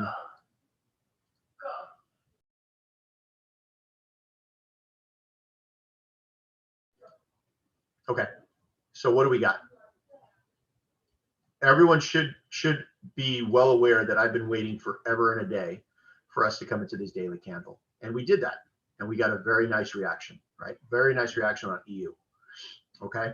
I'm a New York session trader, so I trade in the morning. All right. When do I usually stream? You're looking at it right now. Tuesday, 7 p.m. Eastern. Tuesday, and then I jump on a stream with Sam, 4 p.m. Eastern on Sundays. All right. So nothing really happened down here, right? I know a bunch of us were looking at an accumulation in here, right? And remember, I said to everybody, I don't know about that because I think Asian session is going to get taken out, and it did. All right. So this area really has my focus. All right. Because it's 50% of the 15-minute. It's also the 7, the 6, and the 4-minute open. So I do have my eyes set on this reaccumulation here. All right. There is also this reaccumulation here, but you can see I need the schematic. All right. So if we drop down to the 5-minute, we can see that this was a failed distribution, right? Clearly defined trading range. We have our FU candle, price comes down, creates our creek, and what happens? Sign of strength, right? Jump of the creek, break a structure. All right. Yeah. It's a reaccumulation. So it is. And what do we know by what happened down here? We know that this is where they bought. This is what orders got flooded. Okay. So I would say that anywhere in this like 10 pip range between 2068, 2078, right? Anywhere in here, you get a schematic, and I got my alert set at 2084. Anywhere in there, you get a schematic, game on. All right. I'll put on some risk. If we get a clean schematic in there, game on. All right. If we don't get the schematic there, I need it to come down here. All right. And you can see, just go down to the time frames, 7-minute, you'll see it. Look at that. 7-minute, really nice 7-minute candle, really good reaccumulation. It really hits it home. 1, 2, 3 drives. So what do we have? 1 drive, 2 drives down, boom, right? We get the break of structure, jump of the creek. Okay. What makes you want to wait for a schematic versus just executing? I don't want to take a loss without reason to. All right. You can set a limit order. I can just tell you that based on my journaling and my back testing, I would lose more trades off that slingshot candle by not waiting for the schematic than I would if I did wait for the schematic. Schematics are always going to give you the best entry, right? Tighter entry, and it's also going to give you confirmation without a doubt that the price is going to do what you want it to do. Are they 100%? No. Yeah, I mean, sometimes they fail. They can, but that's why I have pretty good confirmations for them. Yeah, structure is everything, man. It's the end all be all. 3 drives, 2 legs. Yep, absolutely. Listen, it is, just if you pay attention, and I'll tell you right now, like if you really do the back testing and you really journal these things, you're really going to start to see that there's just it's just a consistency in them, that price is going to do what you're anticipating. All right. Let's see. EU has been nice. Yes. Perfect. Okay.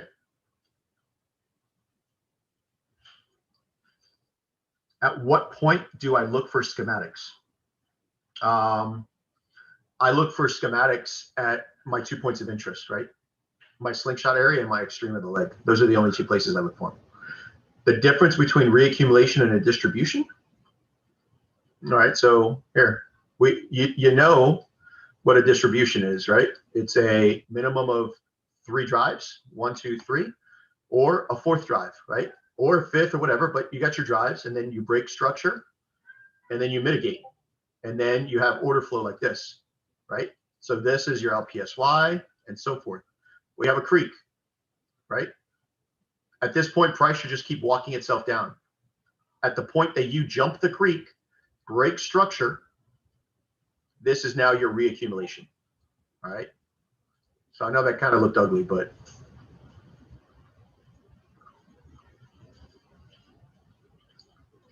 so this is your distro. This is all of your distro. At the point that you jump the creek right here and break structure, confirms those 2 things that you need. This is a reaccumulation. Take your entry off your shake off to go higher. All right. That's the difference. The full retracement in what? Into the daily? Yeah. Do I think that this is the full retracement? Yeah. Any buys that I'm looking on EU right now, right? Just pay attention to the leg. This was the high. There's our leg. There's our leg. There's our leg. If this gets taken out, if we take this out right here, yeah, we're going for a new high. So absolutely, I think this is the retracement. Yeah, I don't do like, did I want price to come down here? Sure, but this is that decisional slingshot area that created the new high. So, yeah. Why are you drawing the breakup structure above the second high there, not the first one? Okay, yeah, makes sense. Gotcha. In the daily range. Yeah, I'll be honest, like I don't care about daily ranges, weekly ranges, all that stuff. To me, it's all about cause and effect, right? Cause and effect, my points of interest. Yeah, I don't care about the ranges. Perfect, okay. All right, so EU, like I said, I'm paying attention to 2 points of interest. All right, I am paying attention to this area right here, requires a schematic, or this area right here, not so much. I could put a limit order on that. All right, so we'll see. We'll see how this plays out. All righty. Yeah. All right. We talked about GA. GJ. Do I focus on volume? I would if I had the access to it. But nobody on this call right now that I know of has access to the true institutional volume. Yeah, nobody on here has the true institutional volume, so volume doesn't matter for us. All right. I will tell you, if you know how to use the volume profiler, use the volume profile because that'll definitely help you out with stuff. But so GJ, right? What do we got? On GJ, we got a reaccumulation. 1, 2, 3 drives. We got 1, 2 drives down. We got a nice creek. Thus, we have a very nice reaccumulation. All right. So I want us to just mosey on down into my area, create a schematic here, and then I'm buying it. Okay.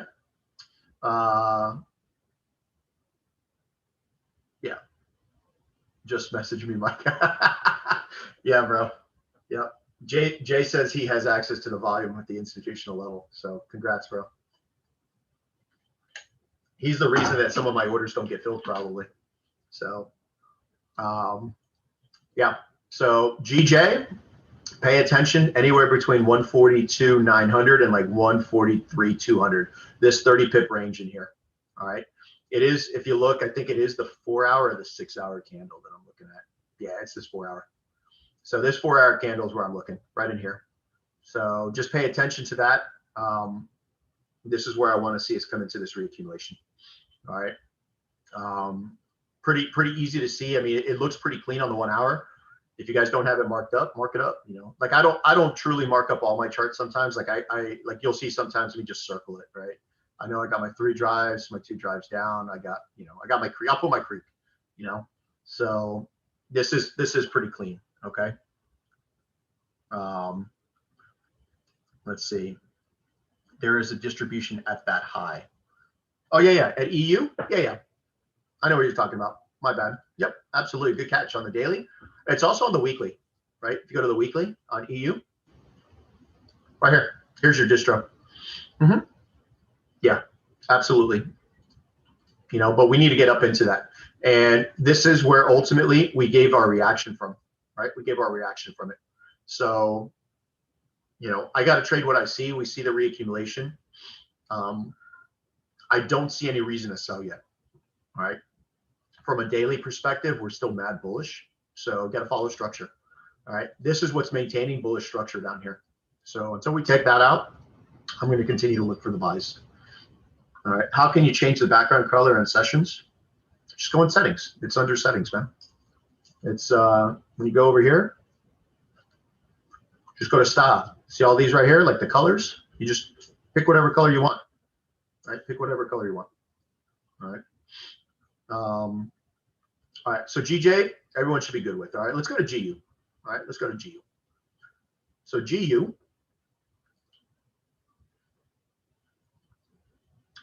I don't need to go to the daily or the weekly, right? Everyone knows that this thing is bullish from like last year, okay? So what do we see?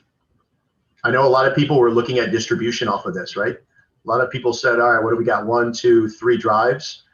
And sure, you had the distro until you did it, until you saw the creek and we had the break of structure. So reaccumulation, right? Yep, you guys are all good, man. Reaccumulation, absolutely, okay? I haven't gotten a UCAD yet. Nope, we're going in order. So UCAD is a U. We're down here. All right. So on GU, what do we see? Again, what are the 2 points of interest, right? What created our break of structure? You should be looking at this 4-hour candle, right? What was the leg that created it? Down here. So I have an alert sitting right here. I'm not going to look at GU until that alert goes off. All right. When that alert goes off, if you see me posting something on a lower time frame, it means that the alert went off. And if you see me posting something on the lower time frame, it means that I'm looking at a schematic. And if I find a schematic here, we're going up, right? And my target for GU, weekly candle. All right, look at the weekly. That blue box is where my target is. And I think it's something like 400 pips or something like that. Like from where my alert is, where, yeah, it's like 450 pips to the 50% of it. All right. So for me, that's where we're gunning. All right. So it's just a matter of waiting now. I'm not going to counter trend it. There's no point in me counter trending it. You know, I'll tell you right now, you'll never catch a 1 to 100, a 1 to 200 on a counter trend. I mean, I guess you could, but the likelihood of it is not significant. All right. All of my big runs have all been pro trend, right? They've all been pro trend. Okay.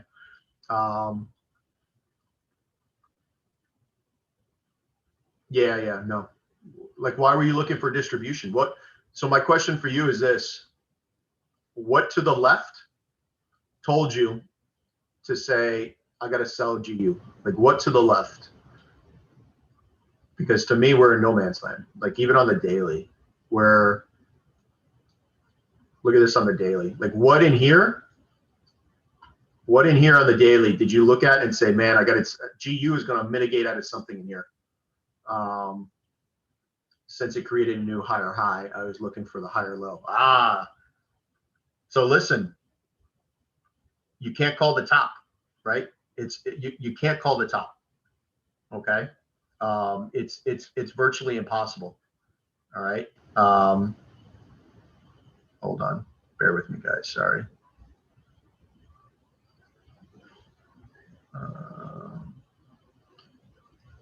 For a second there, I lost my YouTube. So let me catch up with the chat. There we go. You have the same similar on GCAT. Good. Yeah. Don't call the top. Trade the trend, man. Trade the trend. Trust me. The whole thing. The trend is your friend, bro. It is, seriously. All right. I would definitely let me tell you this to give you like a little bit of advice, right? I challenge you to do this. Go into your journal. Look at, and if you're not doing this, do this in your journal. Indicate if it's a counter trend move or a pro trend move. Count up your wins and losses and see if all the time, energy that you put into counter trend trading, if it was worth what your profit is. All right. I can tell you there's a reason that at the start of the year, I told everyone on Zoom and everywhere, I told everyone I was going to be taking less trades and no counter trends. Because at the end of the day, the amount of effort, the amount of money, the amount of time that I put into it wasn't worth it. Wasn't worth it. Okay. So for me, I'm just going to sit here waiting. I'll just sit here waiting, right? Because yeah, you could probably catch a 1 to 40 coming down. I want to catch the 1 to 200 going up. Okay. And that's so yeah. And you know what? That brings up a good point, right? That brings up a good point about like when you limit yourself to only trading a few pairs. There's nothing wrong with that. Listen, I know my trading partner only has 12 trades or 12 pairs. I laugh when I send him like an AJ. He's like, it's not on my watch list. And I go, I know, I'm just telling you, I'm showing you what I'm looking at. Right.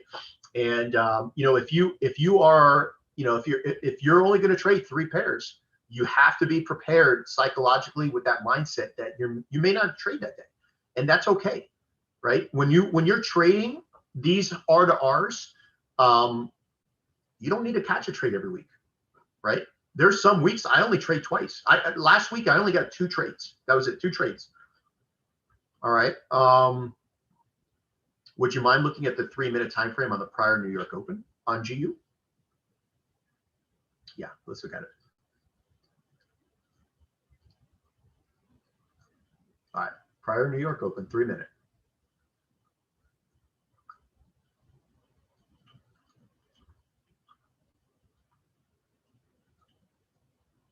Talking about this right here. Is this what you're talking about right here? No, today's. I thought you said prior. Okay. Right here. This New York Open right here. Okay. What about it? This is where you got in.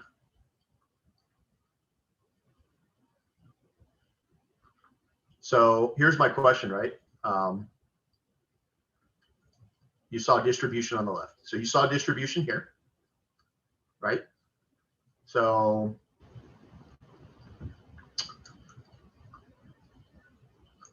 you saw, let me just see. All right. If I was going to mark this up, I would say that this is the BC, this is the AR, trading range, ST, ST, MSAL, UT, major sign of weakness. I would not expect a UTAD, so price should respect this. You should have gotten in here and got to break even, no? Yeah, yeah. And you know why it turned into reaccumulation?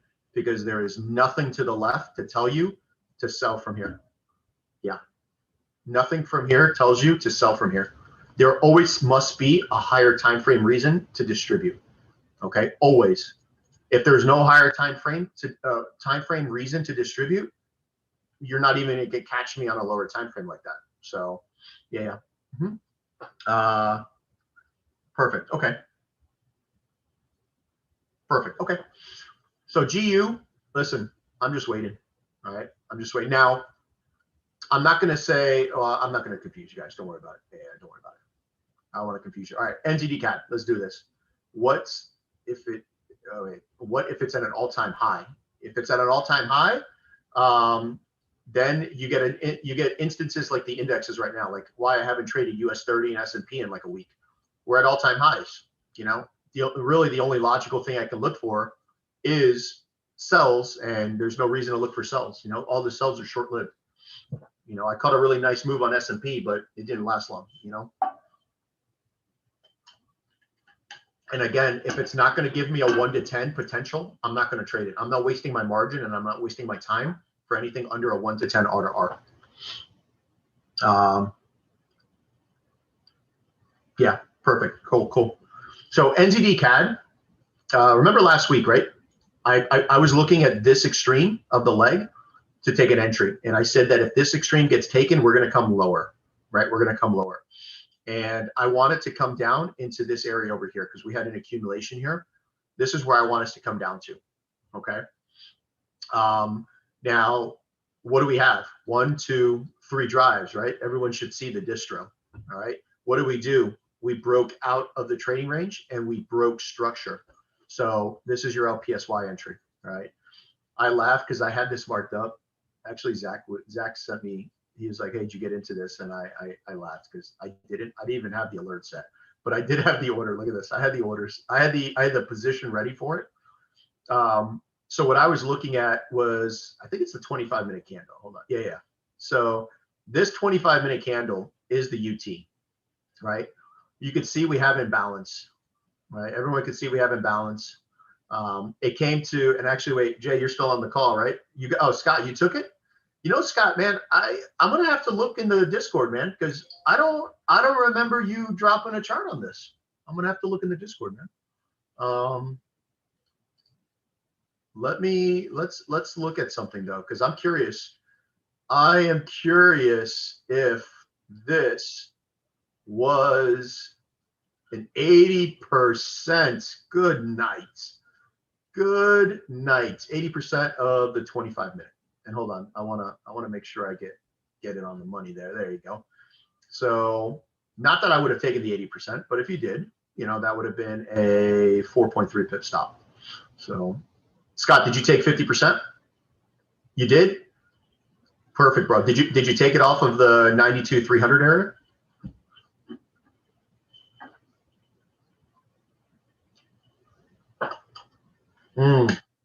I got you. Okay. I got you. It seems like a coincidence that it's 80%. I told you I like 50s and 80s, man. I've done too many charts where it said 50s and 80s. So anyway, does anyone not see the distribution though, right? Like I don't have it marked up, but this was our buying climax to our AR, defined our trading range, right? Actually, hold on. I take that back. This for me is the PSY. This is our AR, our BC to AR, because this defines our trading range. All right, this was a secondary test, minor sign of weakness. This ultimately was a UT that traded to 50% of the trading range, and then we got our UTAD, right? After the UTAD, we broke structure, and now we were looking for the test of our UTAD, which was right here. So what's the next play, right? The next play is we need to now wait for price to break structure here so that we can get a play up here for an LPSY. Okay. What's the higher time frame bias? The higher time frame bias is that we're bullish and we need to come down into our point of interest. So if we come over to the 4 hour, right? You can see the legs. So we made a high. This is our leg. And now we're here. So we're seeing the distro, and this distro can easily turn into a reaccumulation. So I'm not in the sell, and Scott, listen, no hard feelings, man, but I really want this to do that.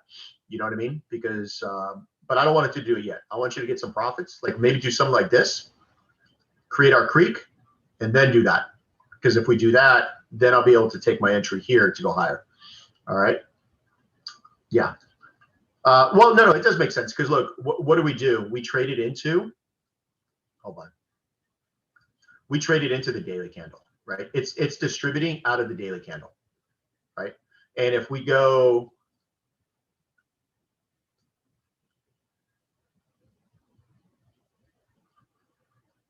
into the daily candle, we came into the 80% of the daily candle. So is there a reason to distribute? I mean, there could be, but for me, I don't like, this isn't, by no means is this coming down here, right? We're not coming here. No, that's not happening. This is just a means to get maybe down into this to make the next high, right? Because what we're looking at is, this is the legs, right? Boom, to here, right? So this is just this is like the slingshot, right? This would be the slingshot of the next leg, okay? Let's see. On the daily, we're very close to the 78% of the range. Yeah. Wait, that looks like a reaccumulation to me. It didn't jump the creek. It didn't jump the creek on the 4 hour? No. Not yet. Yeah. Not yet.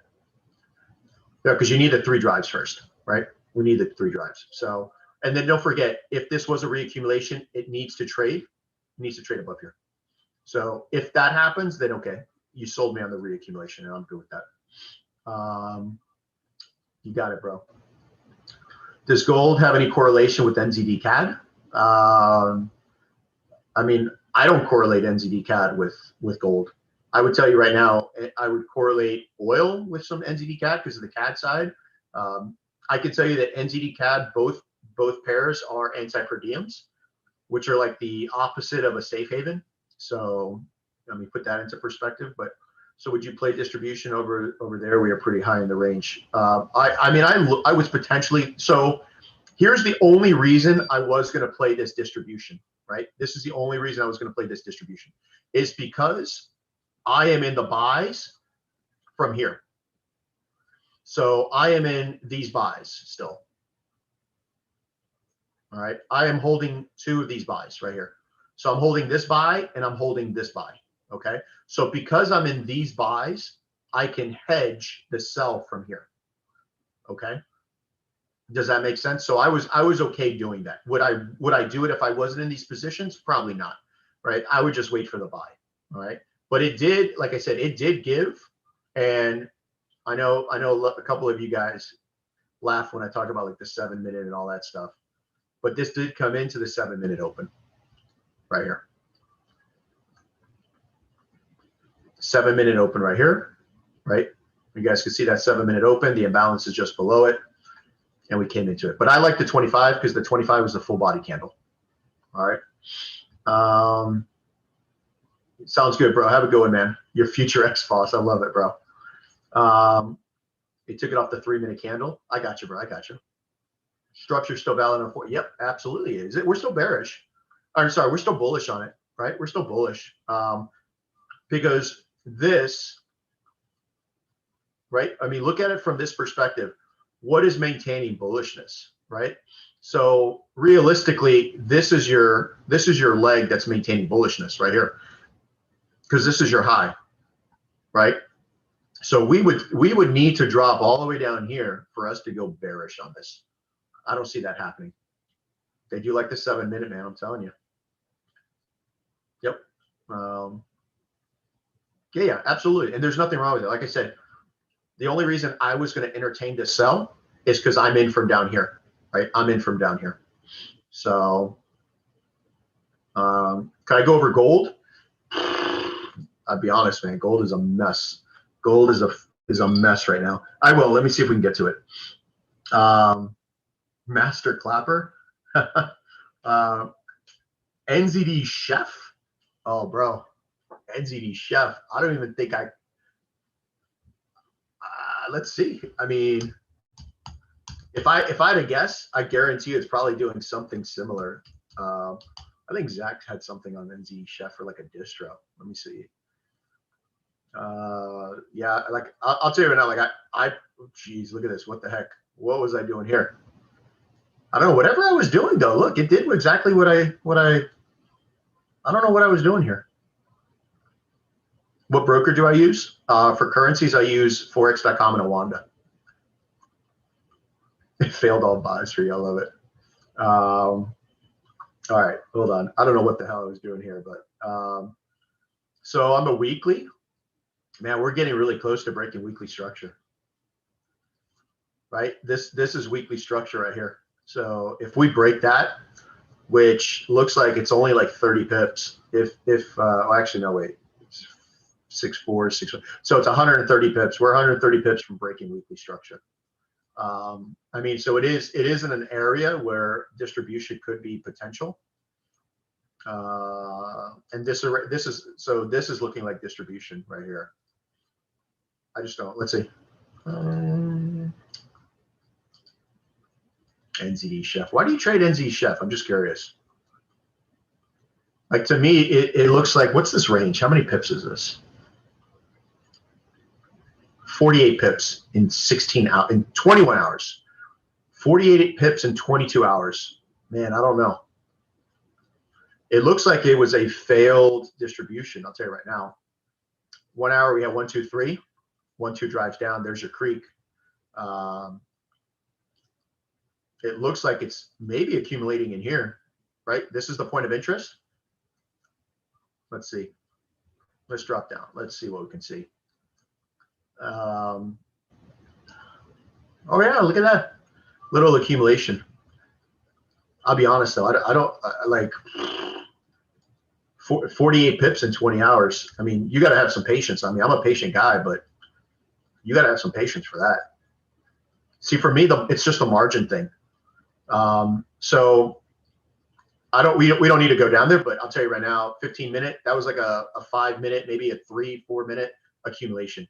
We get 1, 2, 3 drives. This is the test of it, breakout. So what do we have going on now? Well, we have change of character. So we have our trading range, SC, AR. This was the UA. This is your ST.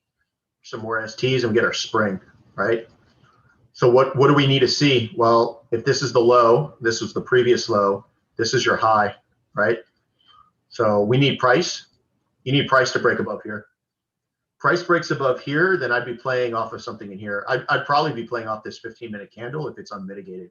So if this trades up and breaks structure like that, yeah, I'd be taking that. Let's just see what if 50% lines up with anything in here. I know I kind of went that quick, but hopefully that made sense. NZD Chef ain't one of the biggest ones that I got. So 50% of that, let's just see where, if we walk down, what we see. Nothing on the 10, nothing on the 7. Oh wow, it's showing a schematic on the lower time frame. Look at that. All right, so 5 minute, 4 minute, 3 minute, 2 minute. Yeah, it's doing a 1 minute schematic right now. But we got low volume, so it's. I'll tell you what, I wouldn't trade it off this lower time frame. Just for me, wait off the 15. Set yourself an alert at this high, right around like 64, 68. If price breaks above it, take an entry off like 50% stop loss right here to go higher. You know, I just don't. I don't know what the targets would be because we're in the weekly high. I mean, and this is where is it worth this trade? You know, because like even if you go to the high, let's just see. We're talking, if we get that break of structure, we're talking 3.7. What if we go to this high? That's a 1 to 13. So I guess it does fit my trading plan, you know, but I just don't know how high that thing would go. We had, yeah, you got it, bro. There was a accumulation this spring. How do you know it's not a redistro? Where? Here on this? How do I know this isn't a redistro? Well, because we only had 3 drives, you know. I mean, this is our trading range. If it was a redistro, you would have seen this exit the trading range, and then we would have failed, right?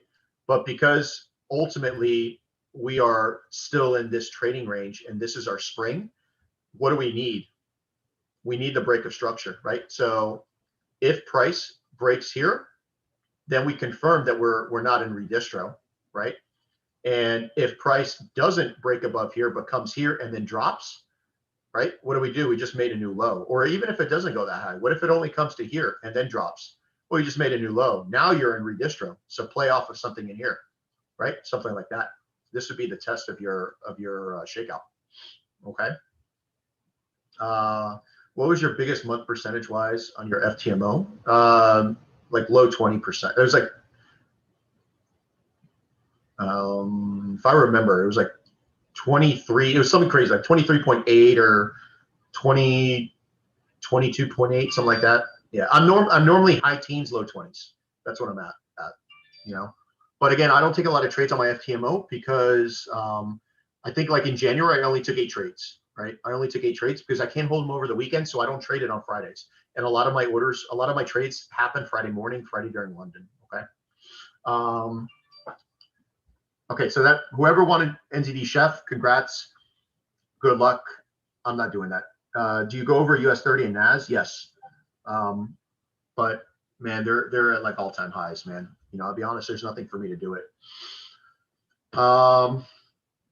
Please explain the 3 drives. The 3 drives? Yeah, I mean, they're the schematics. They're the three drives, right? So, you know, in distro, you want to see, right? 1, 2, 3 drives. All right. You could potentially have a 4th, a UTAD in accumulation, right? 1, 2, 3 drives. Then you're either going to get a spring or you're going to get a breakout of the trading range. Okay. Does a failed distribution always lead to a reaccumulation and vice versa? Yes and no. Like, yeah, most of it, I would say 99% of the time, yes, right? And you'll be able to tell because it would have to meet the confirmations for a reaccumulation or redistribution, right? So, and those would be a break of structure and a jump of the creek, okay? You're waiting on Chef JPY. I'll be honest, yeah, I haven't looked at Chef JPY in a minute because it's on my secondary list. We're a ways from anything. Okay, let me see. Okay, cool. We're caught up. All right, let's go to NJ. I know Sango jumped off me, but Sango had the hookup on NJ, man. Good eyes on it. But I'm telling you, I don't think it's going to hold. We're going to go over it in a second here, right? Let's mark my words. This is recorded. Mark my words. This ain't holding. All right. So what do we got? NJ, bullish as can be, right? Bullish as can be. All right. 4-hour time frame. What do we see right here? We got a reaccumulation. All right. We got this 1 hour. This was the 3 drives of the distro attempt. We had our creek. What happens here, right? Type 5 accumulation. It's the head and shoulders, right? 3 drives, drive 1, drive 2, drive 3, pop we go, right? So we have a reaccumulation with a confirmed accumulation inside. This is where I'm looking, right? I'm not looking, you can see my alert right here. I'm not, this was an attempted accumulation. I don't think it's going to hold, right? Because we didn't even trade into the 2-hour candle. All right, you can see the 2-hour candle. We haven't even traded into it, and I want that 2-hour candle to trade into. Okay, Mike, those highs look pretty equal. Yeah, it doesn't matter, right? I mean, you just need 3 drives, right? This is your 3 drives, 1, 2, 3. They don't have to go up, right? They can do this. You can have that's 3 drives, right? That's still a distribution.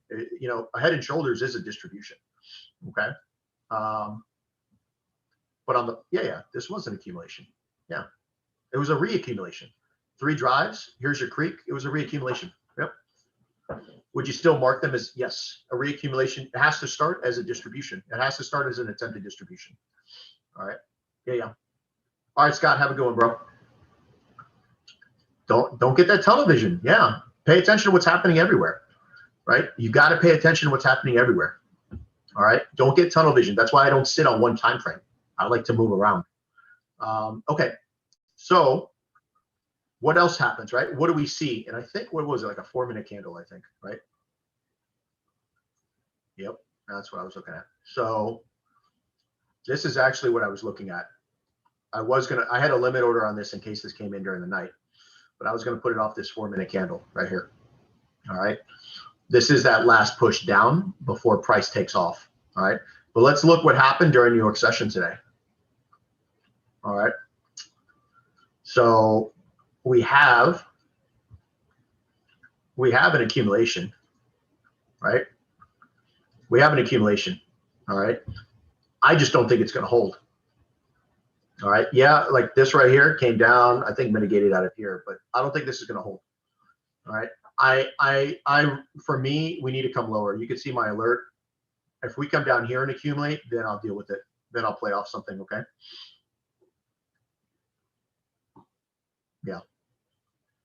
Yeah. No, it was, that's why trust me, that's why my limit order is sitting there, because there was a lower time frame reaccumulation. Remember, reaccumulations are demand areas. We know buyers are present. Okay.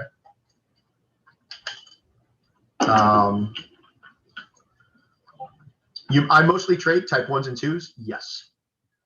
But I do know all the schematics. I can tell you I don't trade all of them because the rest of them are stupid to trade, because the risk to reward is just idiotic. You know, you're going to be using, you know, on a 1-minute time frame, you're going to have like a 15-pip stop. You know, those of you that trade with me know I complain about a 6-pip stop, right? If it's 6 pips, I'm already contemplating, should I take this trade or not, because the stop's too big. All right. A type 1 is my favorite, right? Type 1s are by far my favorite, just because you can get the best entry with the best stop loss and the best confirmation. All right. So yeah. Awesome. Yeah. That's what this is all about, is understanding how to truly see the charts with clarity, but more importantly, with less stress, right?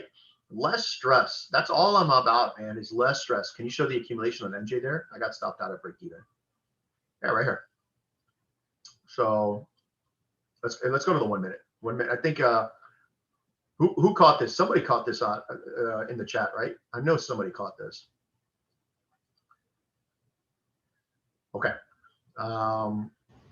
Actually, hold on. Let's do this.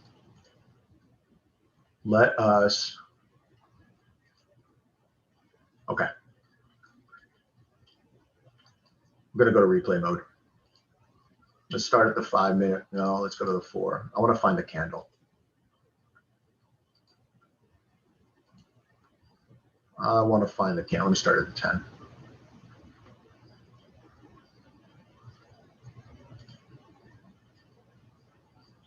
That's 7. How much you want to bet it's that 7? Nope, it's the 6. My bad. Sorry, 7. UCAT is setting up, possibly, but it's in the yellow, so I don't care.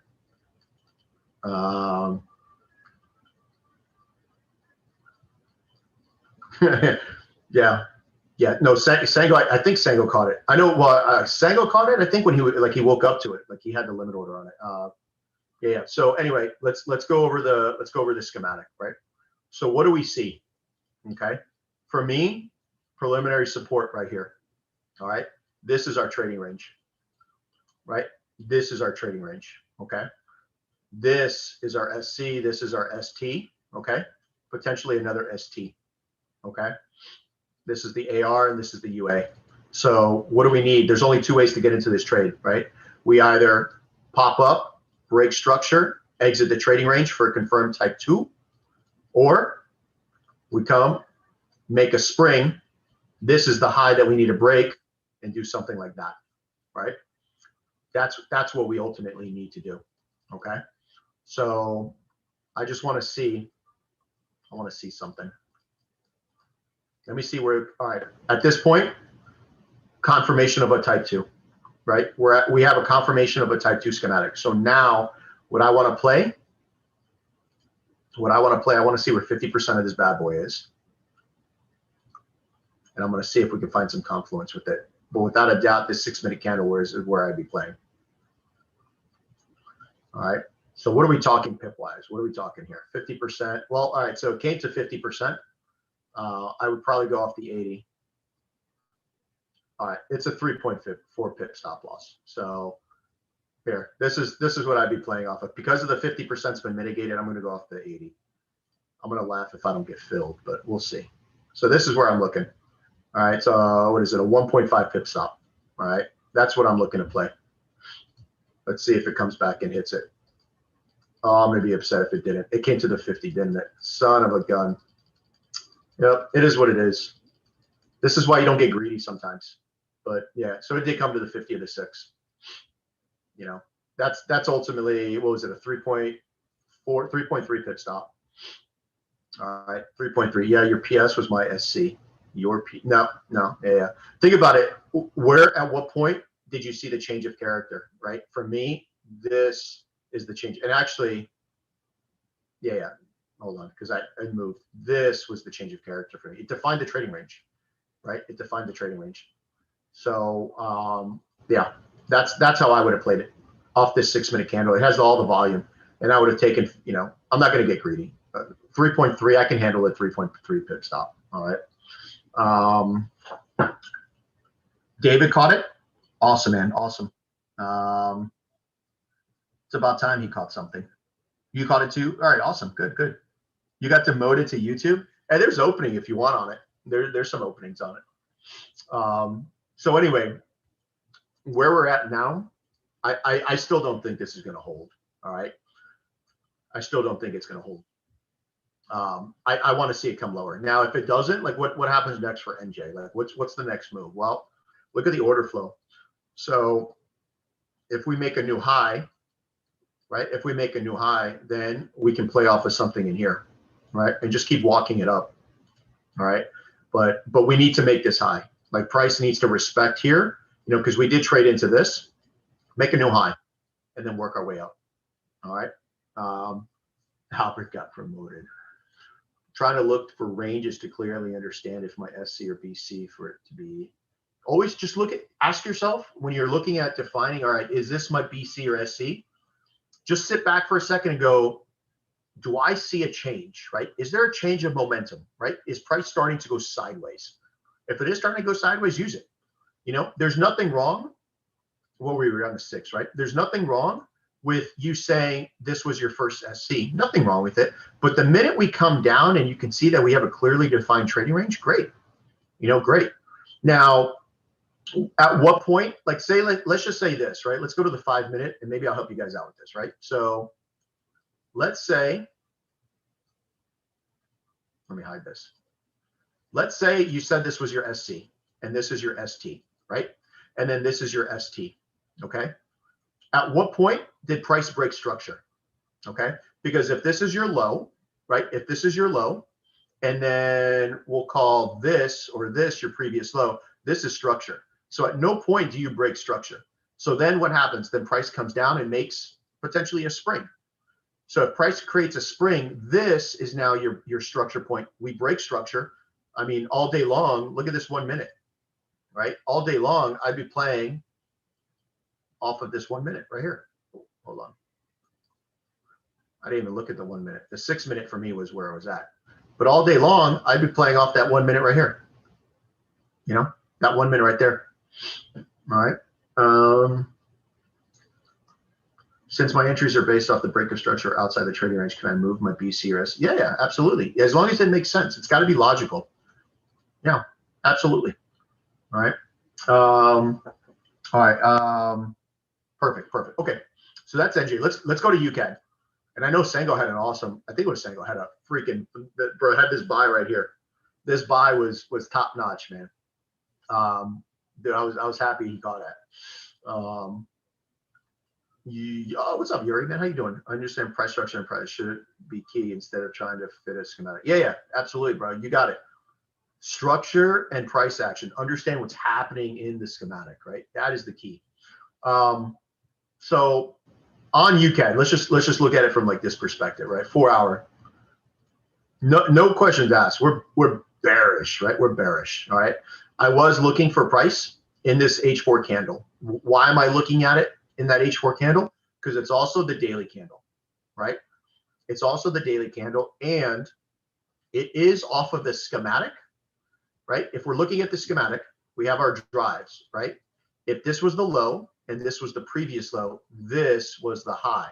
We're still bearish. This is not a break of structure by structure means, right? This isn't a break of structure. It's a break of the schematic structure. What caused that? This slingshot area. So this is why this is my first point of interest. If we don't go into that point of interest, I'm coming down here. Okay. So now come down to a lower time frame. And here, I'll just show you what Sango caught today, bro, because I know he's not on the call, man, but it was rock solid, man. So what did he catch? He caught this move right here. So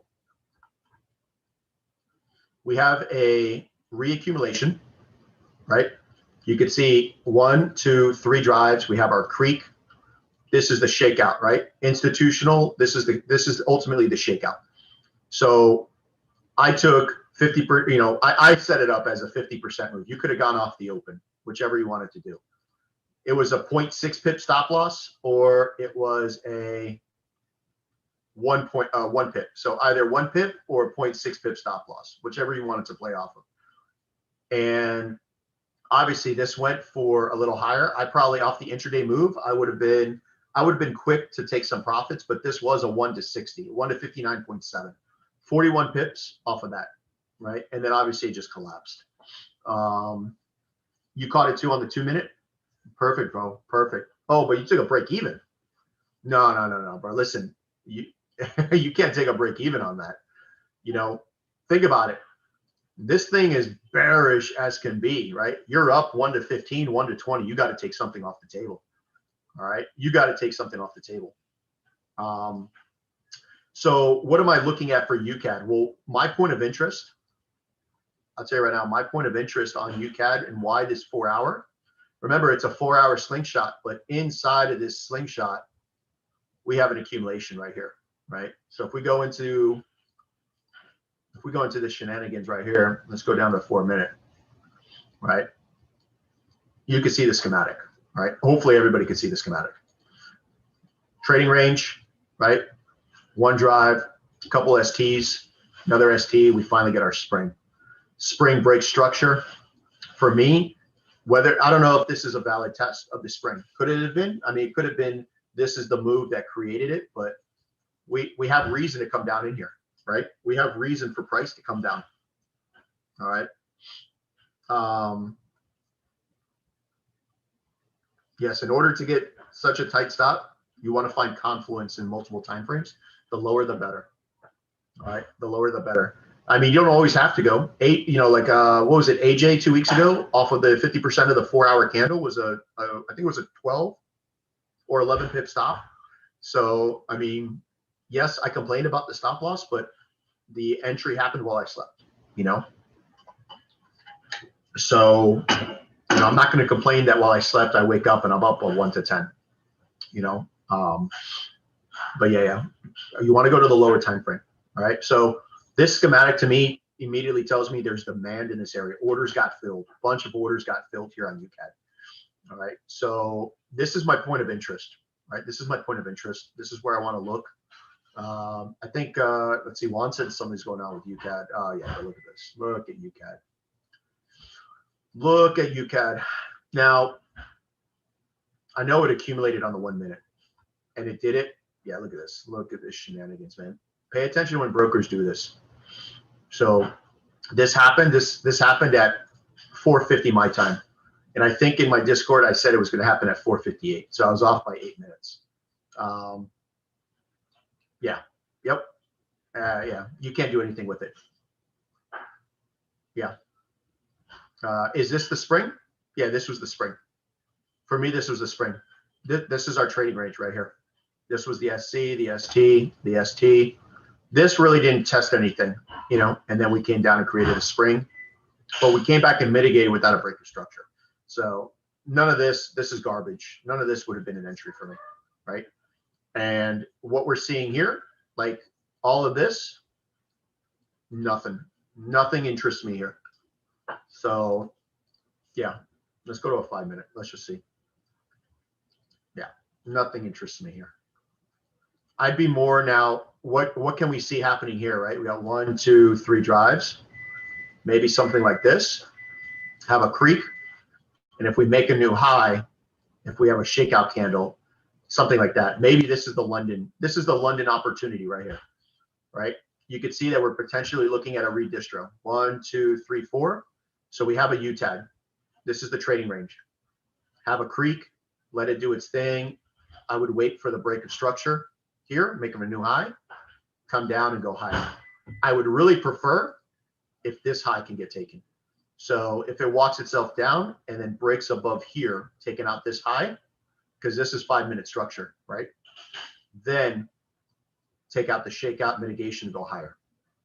All right. Yeah. Yeah. All right. That's how I'm looking at it. All right.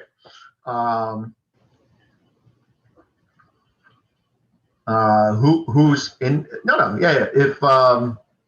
If you're on my YouTube, just go into like my info or my profile on YouTube, and you'll see the Discord link to the public Discord. Yeah. You can jump on it. All right, Ray. Have a good one, man. Peace out. So UCAD, yeah. This is absolutely, man. Absolutely. If I can help one person, man, you know, that's my goal. So, you know, if there's one person out there that's getting some info from this, great. So yeah. Pay attention to this during London. All right. I am looking for buys. We're in an area. You could see my 4 minute candle and we're so close. So maybe this is the reason that we come boom into that 4 minute break structure and do something like that. All right. Yeah. So just keep an eye on it. Now, if this area doesn't hold, right, don't try to keep buying it. All right. Because if this area doesn't hold, this is just our slingshot area. All right. I'm looking for us to come down here. All right. I'm looking for us to come down here. So yeah. Pay attention to UCAT. All right. And then lastly, UJ.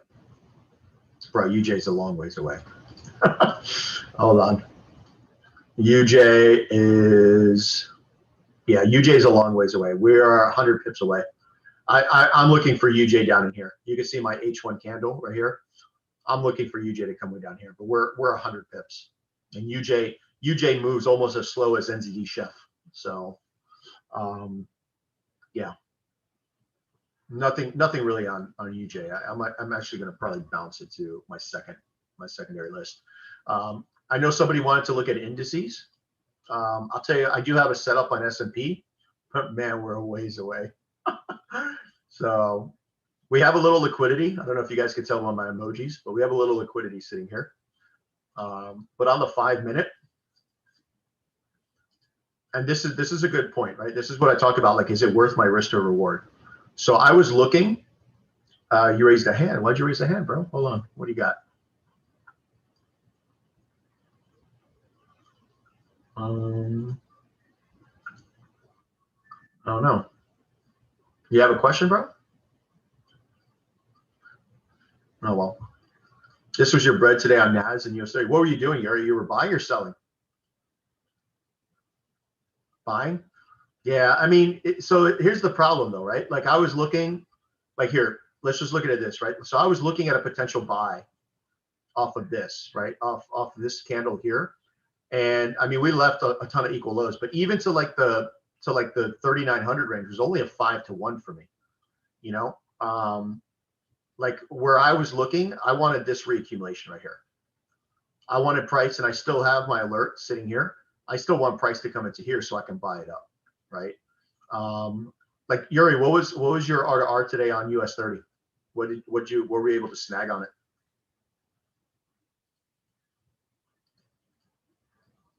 A 1-to-11? Yeah, okay. I mean that's good. What was it right after New York Open, right? So I'm guessing. Oh yeah, I see.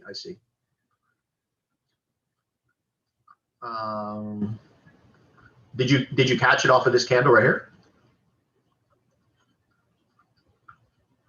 Do I ever remove my alerts? I do. Yeah. But I mean, that to me is a valid just see how large of a area that reaccumulation was. So, you know, it was US30. Ah, okay. Yeah, let's go to US30, bro. I'm guessing it was off of this, right? What time frame? 5 minute? Let's go. Let's see. Ah, look at that, bro. Look at that. Yuri, I'm gonna have to check the Discord, man. Did you post the chart? What are your thoughts in trading and taking trades based off bigger time frames? No, you can take them off bigger time frames. I mean, sure. For me, like if you notice, like some of these schematics are off 4 hours. You know, GA was off a daily schematic. I just went down on the lower time frame to really find the entry. But you can take it off a 4 hour. You're just going to be using a 25 pip stop loss, you know, a 30 pip stop loss. When do I remove a limit order? I mean, typically I remove them when either it's invalidated or like I just don't want to trade it anymore, that pair. I can't look at EA. EA to me is gone. It's dead to the world, right? I can't look at EA. NU, I can look at NU, but it should be pretty similar to the AU setup I looked at. And CAJ. CAJ, wait for the sells in the weekly candle. That's all I'm going to tell you. Go to the weekly, wait for the sells from there. I see NG again, so I can screen. Yeah, I'll pull up NG again. Yeah. Yep. All right, let's see what Yuri had. Hold on, bro. Yuri can catch some moves, man. Let's see.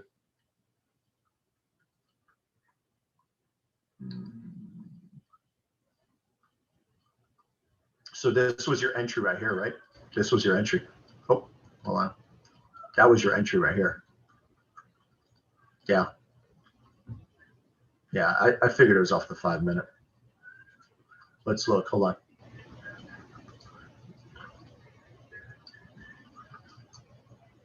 Let's get down to the 1 minute. Hold on. I want to see what the 1 minute did.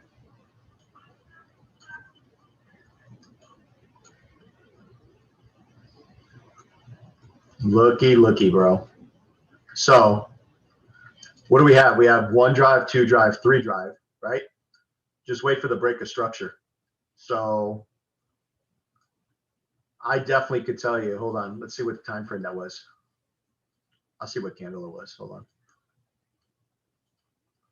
2 minute. No, not all the volume. 3 minute. Look at that 3 minute right there. I bet we can do better though. Oh, son of a gun, I came into that 4 minute.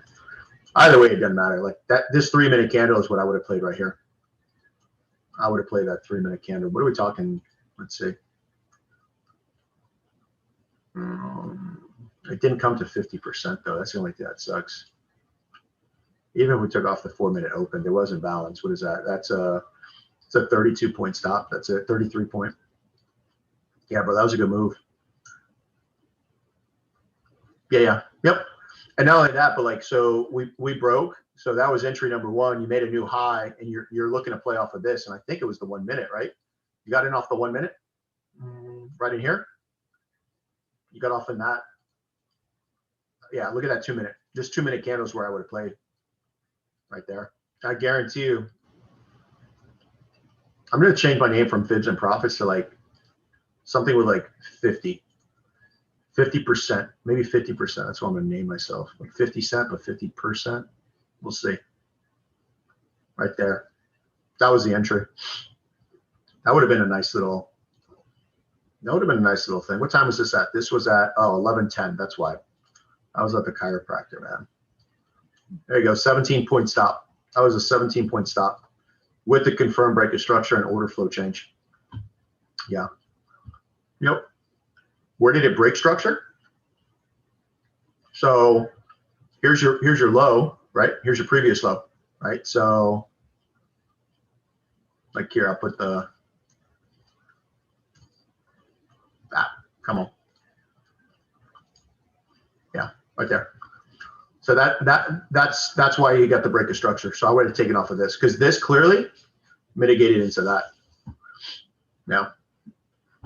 There you go. Yep. Yeah, you got it. Yeah.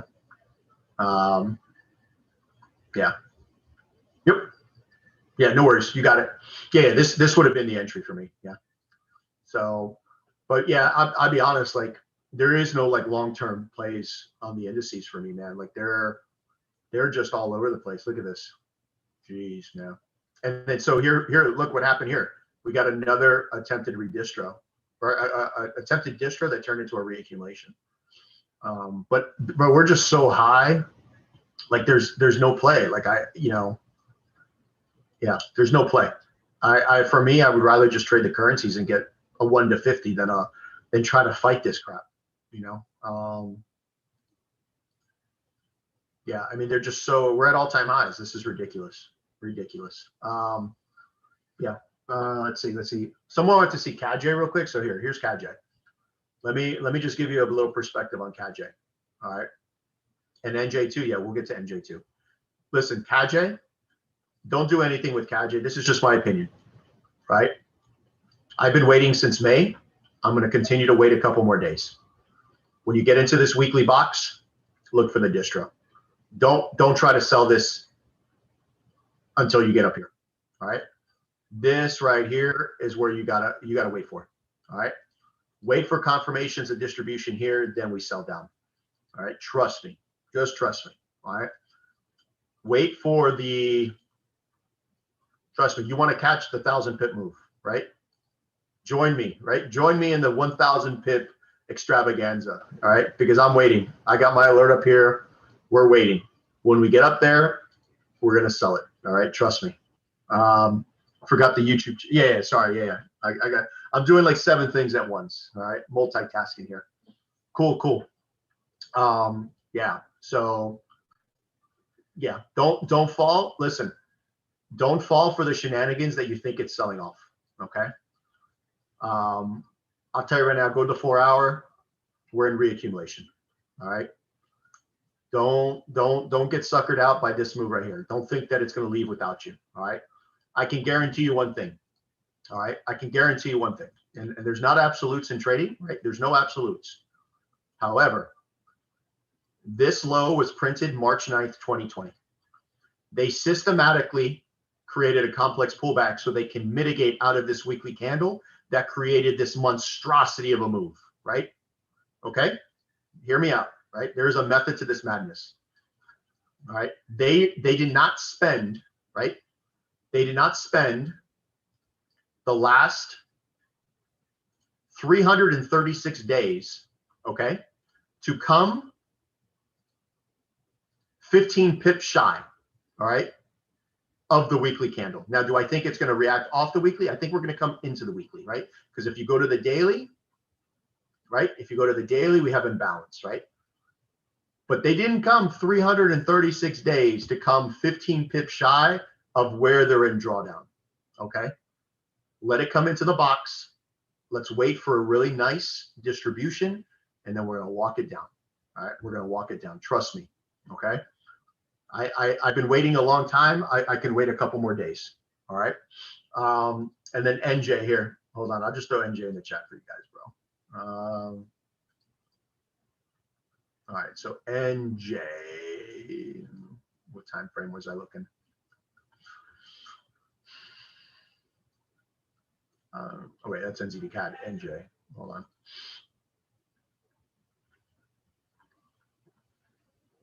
All right.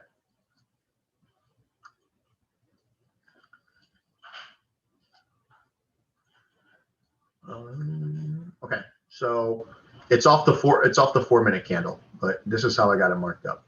All right, there you go. There's NJ. And then if you want, just go to the lower time frame. Right, just go to lower time frame. It's right in here. And then off of this, right? Off of this, you just want to wait for a break. If we break above, then we're confirming the order flow. All right. All right. Cool. Well, listen. That's pretty much all I got. It's a Tuesday, early in the week. Thursday is my big day, but tomorrow I'm looking at some trades. All right.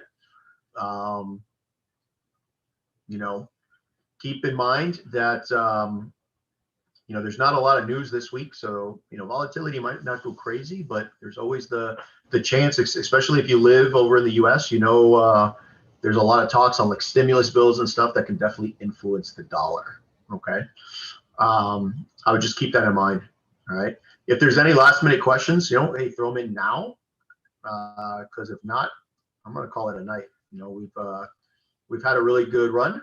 Hopefully, I was able to answer all of the questions that you guys wanted. And yeah, that's all I got. Let's see. Good. No questions. Oh, NU? Yeah. So here, NU. I'll tell you right now, it's on my secondary watch list for a reason, right? Oh, and I'd say gold too, but gold, I'll tell you right now, is a mess. Gold's a mess. All right. NU.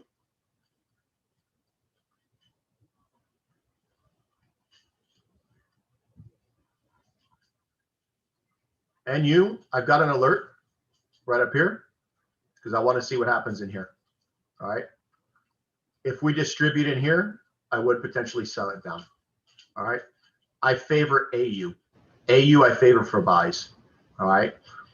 This, not so clean. All right. This isn't as clean as AU. So I prefer AU. That's why this bad boy is sitting right up here on my secondary, not on my primary. All right. He's in AAA. He hasn't been called up to the majors for a reason. So I don't like the price action on it. All right. Do I see a schematic on NU? Nothing yet. Nothing yet. Was this a schematic over here? Yeah. 3 drives, right? Potentially, this is the reaccumulation, right? We've jumped the creek. What we need now to do is we need a break above this high, right? So that's why I have this alert here. If we distribute out of this 4 hour, then you can take it down. If you're waiting for buys, you got to wait for it to take out this high. All right. And we're just dealing with a lot of price action, right? A lot of distance to cover. So for me, AU has confirmations. All right. EA, I'm telling you, I don't have EA. I don't even have EA. Oh, look, wait. I take it back. I do have EA here because it's garbage. I'm not doing anything with EA. Listen, nothing about EA tells me anything. All right. Do I do live trades sometimes? Yeah, I do live trades with my team. Here, if EA comes up here into this distro, sell it. That's what I got on EA. If it comes, and I've only been waiting since the middle of December for that. If EA comes into this area, sell it from there. But that's all I got. I'm not buying EA. I don't recommend anybody buy EA.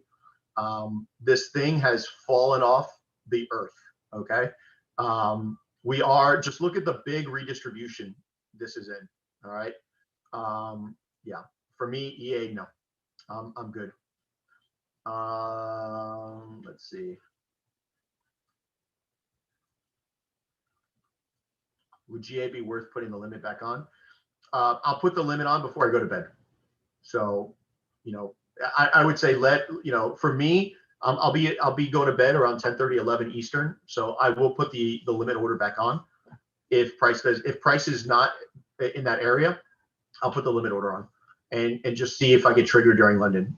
But I'm prepared to take the loss on the higher entry and just wait for the lower. I'll tell you this, my lower entry is there. I have a limit order on the lower entry. All right. What time do I wake up? I say I wake up at 5:30 in the morning, but it's sometimes 7, sometimes 7:30.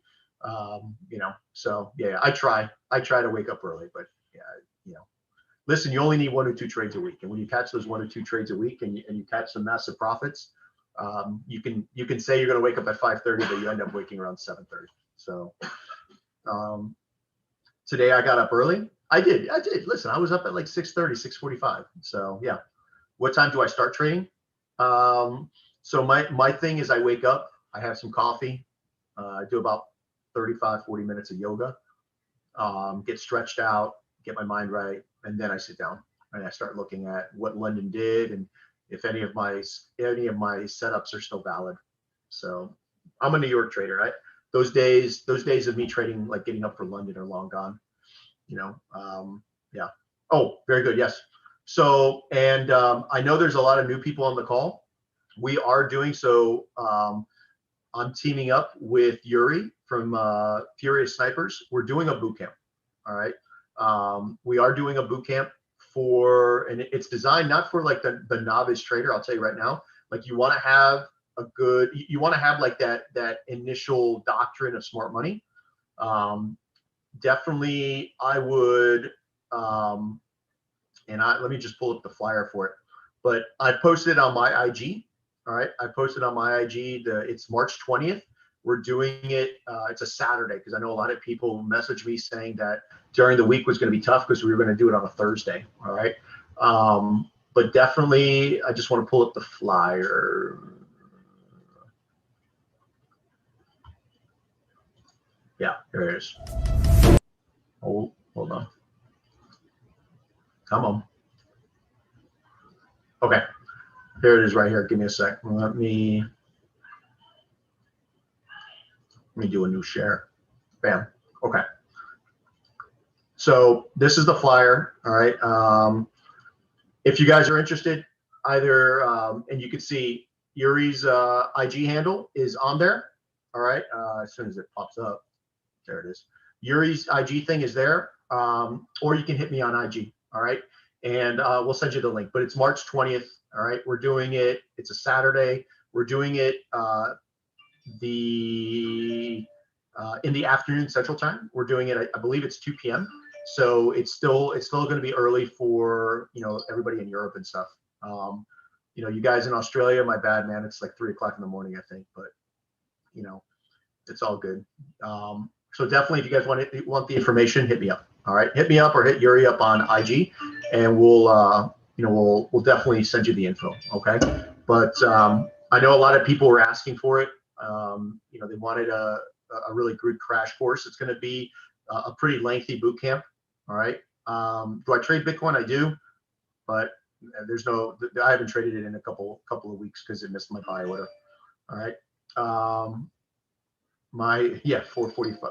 Oh yeah, for that buy, yeah, it was, yeah, because I did get up. I got up late for Zach McDonald did a London session at 4 a.m. I got up a little late for it. Okay. Will it be recorded? The boot camp? There will be a recording of the boot camp. Yeah. So just hit me up for the information. All right. And I think that's it. Yeah. Phone going off already. Yeah, bro. I know. It is. Cool. All right, guys. Well, listen, thanks for jumping on. Hopefully I could share some knowledge with you guys, and, definitely jump into that public Discord. There's a lot, I can tell you right now, a lot of you guys that have jumped in the last 2-3 months, tremendous accomplishment on how you guys are maturing in your trading career. I know it's definitely tough sometimes because we definitely do have a lot of people in it now. But every Sunday and Tuesday we're going to keep doing these calls. If you can jump on the Zoom, jump on. If not, YouTube Live it, man. I try to keep up with the YouTube Live side, so definitely appreciate it. Awesome. And if you guys got any questions, hit me up on IG. I try to answer them. Listen, but be patient because sometimes I think the other day I had something like 600 or 700 messages. All right. So, definitely I try to get back to them. All right. Awesome. I appreciate you guys. enjoy, and I will definitely catch you guys, in the chats.